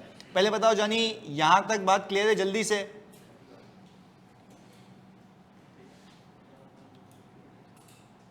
अच्छा भाई ये क्या कह रहे हैं शाफे सर, ये मेक श्योर क्यों कर रहे हैं कि एफआईआर से डिस्पोज को हैं, कहां से डिस्पोज कर रहे हैं भाई, नहीं। अच्छा भाई सुनना, 90 पॉइंट की बात कर रही है, 9th ये बोल रहा है मेक श्योर क्यों कर रहे हैं कि एफआईआर से सही वैल्यू पे निकला हो। अच्छा 100 की चीज 200 की निकाल सकते हो, नहीं वैसे ही पूछ रहा हूं। अबे वो भंगी 200 का 100 का एसिड कॉस्ट पे रिकॉर्ड हुआ है, 200 का माइनस कर दूंगा। एक चीज आई जितने पे है जाएगी भी उतने पे। तो वो बोल रहा है कि ये क्यों मेक श्योर कर रहे हैं कि सही वैल्यू पे एफआईआर से निकला हो। अबे फिर भंगी फ्रॉड हो सकता है, अबे इनएक्यूरेट हो सकता है, जीएल गलत हो जाएगा। भाई इस बात को तो समझो ना, एक चीज भंगी आई एफआईआर में 100 रुपए की है तो जाएगी भी, तो कॉस्ट बोल रहा हूं मैं, देख लो कि 100 से आउट हुई है नहीं हुई है। पता चले एडिशन पे जो कॉस्ट थी वो 100 थी, माइनस 120 कर रहे हो, तो भाई 20 कहां से है जो माइनस कर रहे हो। और अक्यूमुलेटेड जो तुमने कैलकुलेट किया और जो वो बता रहा है, क्या वो दोनों सेम है, क्योंकि आपने तो एफआईआर 1 में जब ये नोट बनाए थे और पहले भी हो अगर, तो कह रहा हूं तब भी तुम लोग अक्यूमुलेटेड खुद निकालते थे और अक्यूमुलेटेड माइनस होता था। तो मैं वही कह रहा हूं ये चेक कर लो ऑडिट में कि क्या अक्यूमुलेटेड की वैल्यू सही माइनस हो रही है या नहीं हो रही है। तो पहले बताओ भाई, यहां तक बात समझ आती है, ऑनलाइन वालों प्लीज बताओ शाफे भाई बात समझ आ रही है। ये मेक श्योर का हमारा फर्ज है क्योंकि ये डिटेल है, इसके टेस्ट कर रहा हूं। क्लियर है, चलें ओके आगे। मैंने कहा सर अगर वैसे जायजा लिया जाए इस एफआईआर का, ओपनिंग पे काम हो गया था, एडिशन पे हो गया, डेप्रिसिएशन फॉर द ईयर, अगर ये वेरीफाई कर लिया पूरा पीपी वेरीफाई हो जाएगा, ऐसा ही है। चलें अब हमने ये कहा कि हाँ इम्पेयरमेंट, और अब इम्पेयरमेंट कब आएगी, जब कोई इंडिकेटर होगा, तो हम इसमें अज्यूम कर दें कि कोई इंडिकेटर नहीं है। चलें लीज वाले एसेट्स के प्रोसीजर नहीं है इसमें, बेटा मैं करवाऊंगा फिर भी, और जिसने लीज नहीं भी किया हुआ उसको भी समझ आएगा क्योंकि हम जरा उसको डिस्कस करेंगे ऐसे। सही है, चलें ओके आगे। अब प्लीज सुनिएगा फोकस के साथ। हमने ये कहा पीपी के केस में अभी हम ये कंसिडर कर रहे हैं कि कोई भी हमारा इम्पेयरमेंट इंडिकेटर नहीं है, सीधा सीधा हिसाब किताब है। नॉर्मल पीपी को वेरीफाई करो, कहानी खत्म, सारी असर्शंस के साथ। अच्छा अब हम बात करें depreciation expense for the year की। देखो सबसे पहले हमने कॉस्ट वगैरह तो वेरीफाई कर ली ना, हाँ या नहीं, तो वो तो हमने अभी वेरिफिकेशन करके, अच्छा वो चीज़ एग्जिस्ट भी करती है ये भी वेरीफाई कर लिया, ओवरऑल एसेट्स पे भी कर लिया। अब हमारा मुद्दा ये रह गया कि यार जो depreciation expense for the year है क्या वो सही है या नहीं है। उसके लिए सबसे पहले मैंने बेंचमार्किंग की रेट और लाइफ की।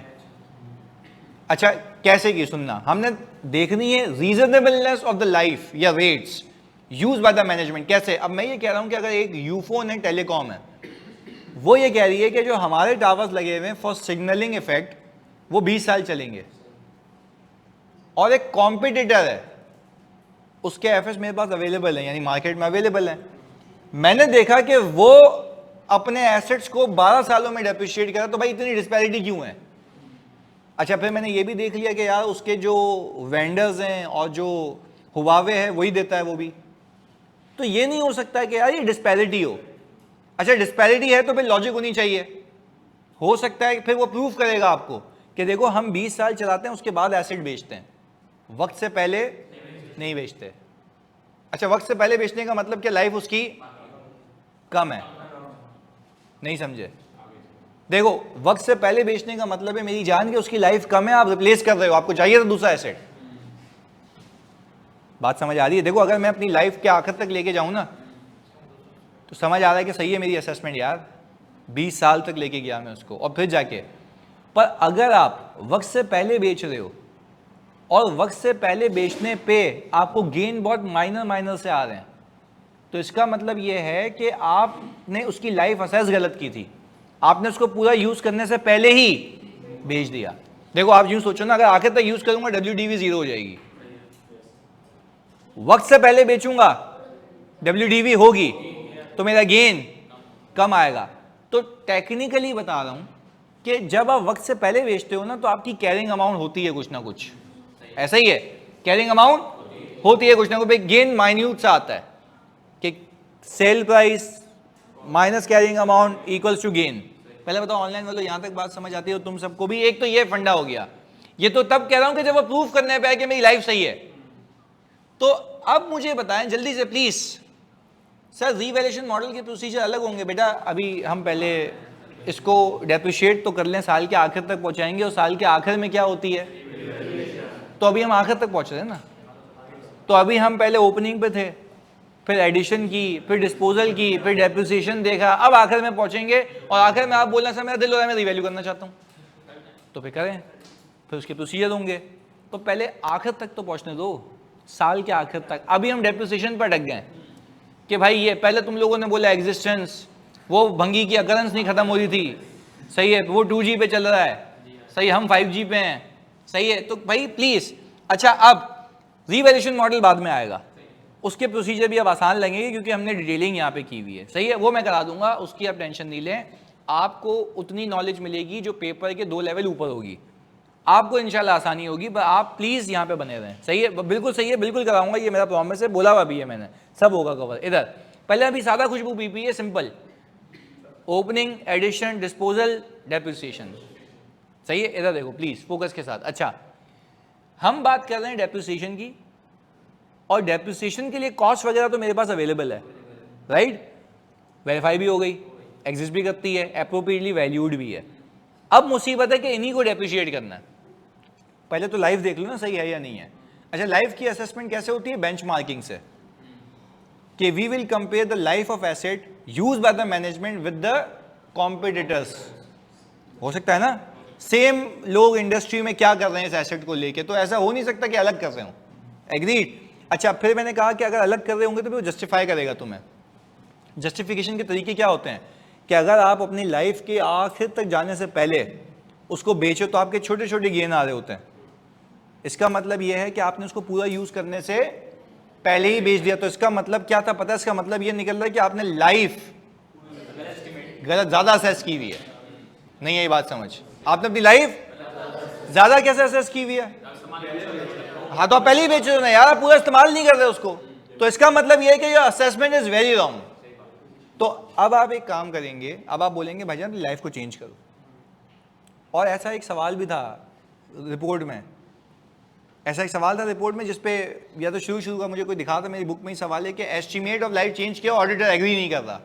पर तुम लोगों में से किसी ने मुझे दिखाया था कि लाइफ का एस्टीमेट चेंज हुआ, रिपोर्ट का सवाल है शुरू के पहले दूसरे में होगा, उसमें लिखा हुआ था कि लाइफ का एस्टीमेट चेंज हुआ है और ऑडिटर उससे एग्री, वो सवाल है मुझे अच्छे से याद है। तो वो यहां से निकलता है कि आप प्रोसीजर परफॉर्म कर रहे हो, आपको समझ आ गया कि लाइफ तो गलत यूज की हुई है इसने। पहला ही सवाल है, पहले सवाल का तीसरा पॉइंट है, दूसरा पॉइंट है। तो कहने का मतलब ये है कि वहां पे ये तो ये यहां से निकल के आता है कि आप कंपेयर कर रहे होते हो कि यार सही है भाई, वो लाइफ ये यूज कर रहा है, तू ये यूज कर रहा है, क्या चल रही है। उसके ऊपर अगर वो नहीं मानता तो क्या ये मिस स्टेटमेंट है? यस। आपको तो पता है ना, आप कैलकुलेट करोगे लाइफ पे डेप्रिसिएशन होना कितना चाहिए और है कितना, दोनों का डिफरेंस अगर मटीरियलिटी से, इसका मतलब मटीरियल है, तो आप क्वालिफाइड ओपिनियन दे दीजिएगा।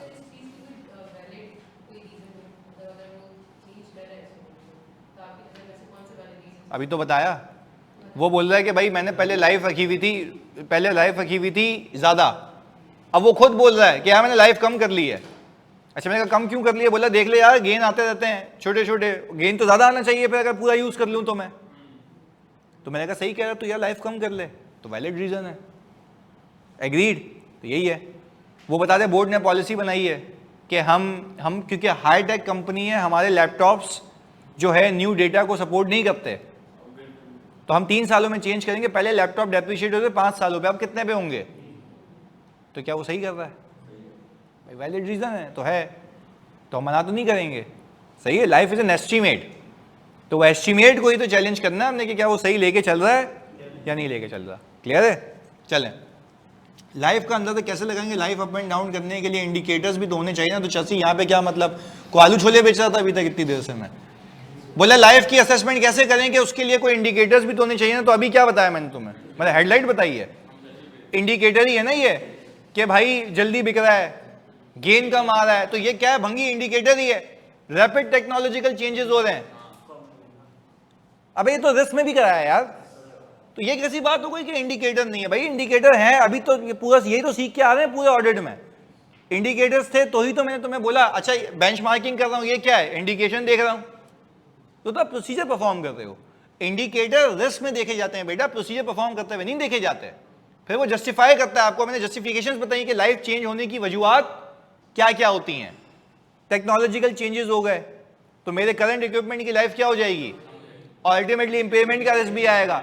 तो इंडिकेटर्स तो मैं वैसे भी सिखा चुका हूं, इसमें ये कहां से बात हो गई कि इंपेयरमेंट कहां से, इंडिकेटर कहां से आ गए? भंगी वो पहले सिखा चुका हूं मैं, फिर भी रिपीट कर रहा हूं यहां पे कि पहले कवर किया हुआ, उसको यहां से लिंक करो।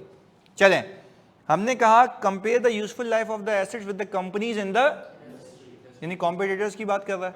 Okay, if there is any technological advancement consider whether life revision is required, और ये वाली बात, recalculate depreciation expense using appropriate life और, अच्छा यानी आपको यहां से ये बात समझ आनी चाहिए कि मैं डेप्रिसिएशन एक्सपेंस तब तक रिकैलकुलेट नहीं करूंगा जब तक लाइफ सेट कर लूं।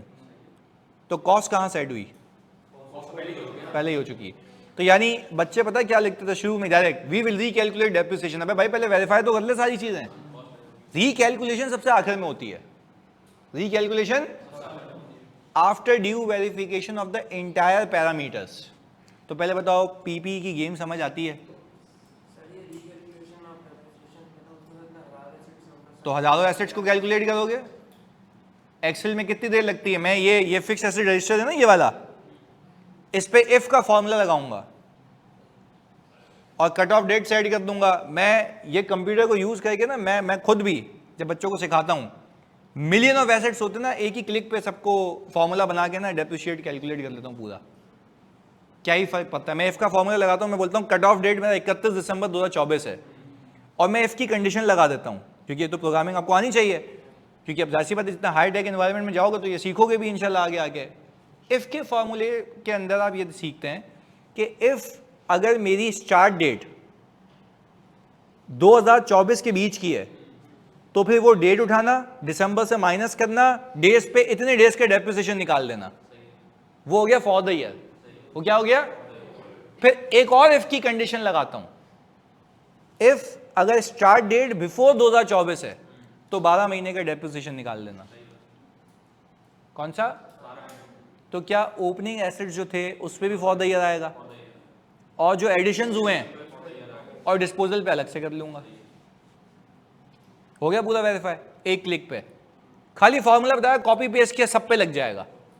और एक और फॉर्मूला लगाता हूं मैं फुली डेप्रिशिएटेड का, मैं ये लगाता हूं कि जिसमें कॉस्ट और अक्यूमुलेटेड इक्वल हो, तो write no depreciation in the next column. तो कॉस्ट और अक्यूमुलेट जहां इक्वल होते हैं वहां पे मैं एक्सेल से लिखवा देता हूं कि नो डेप्रिसिएशन, तो उसको तो वैसे ही अलग कर लेता हूँ, तो ऐसे रिकैलकुलेट हो गया।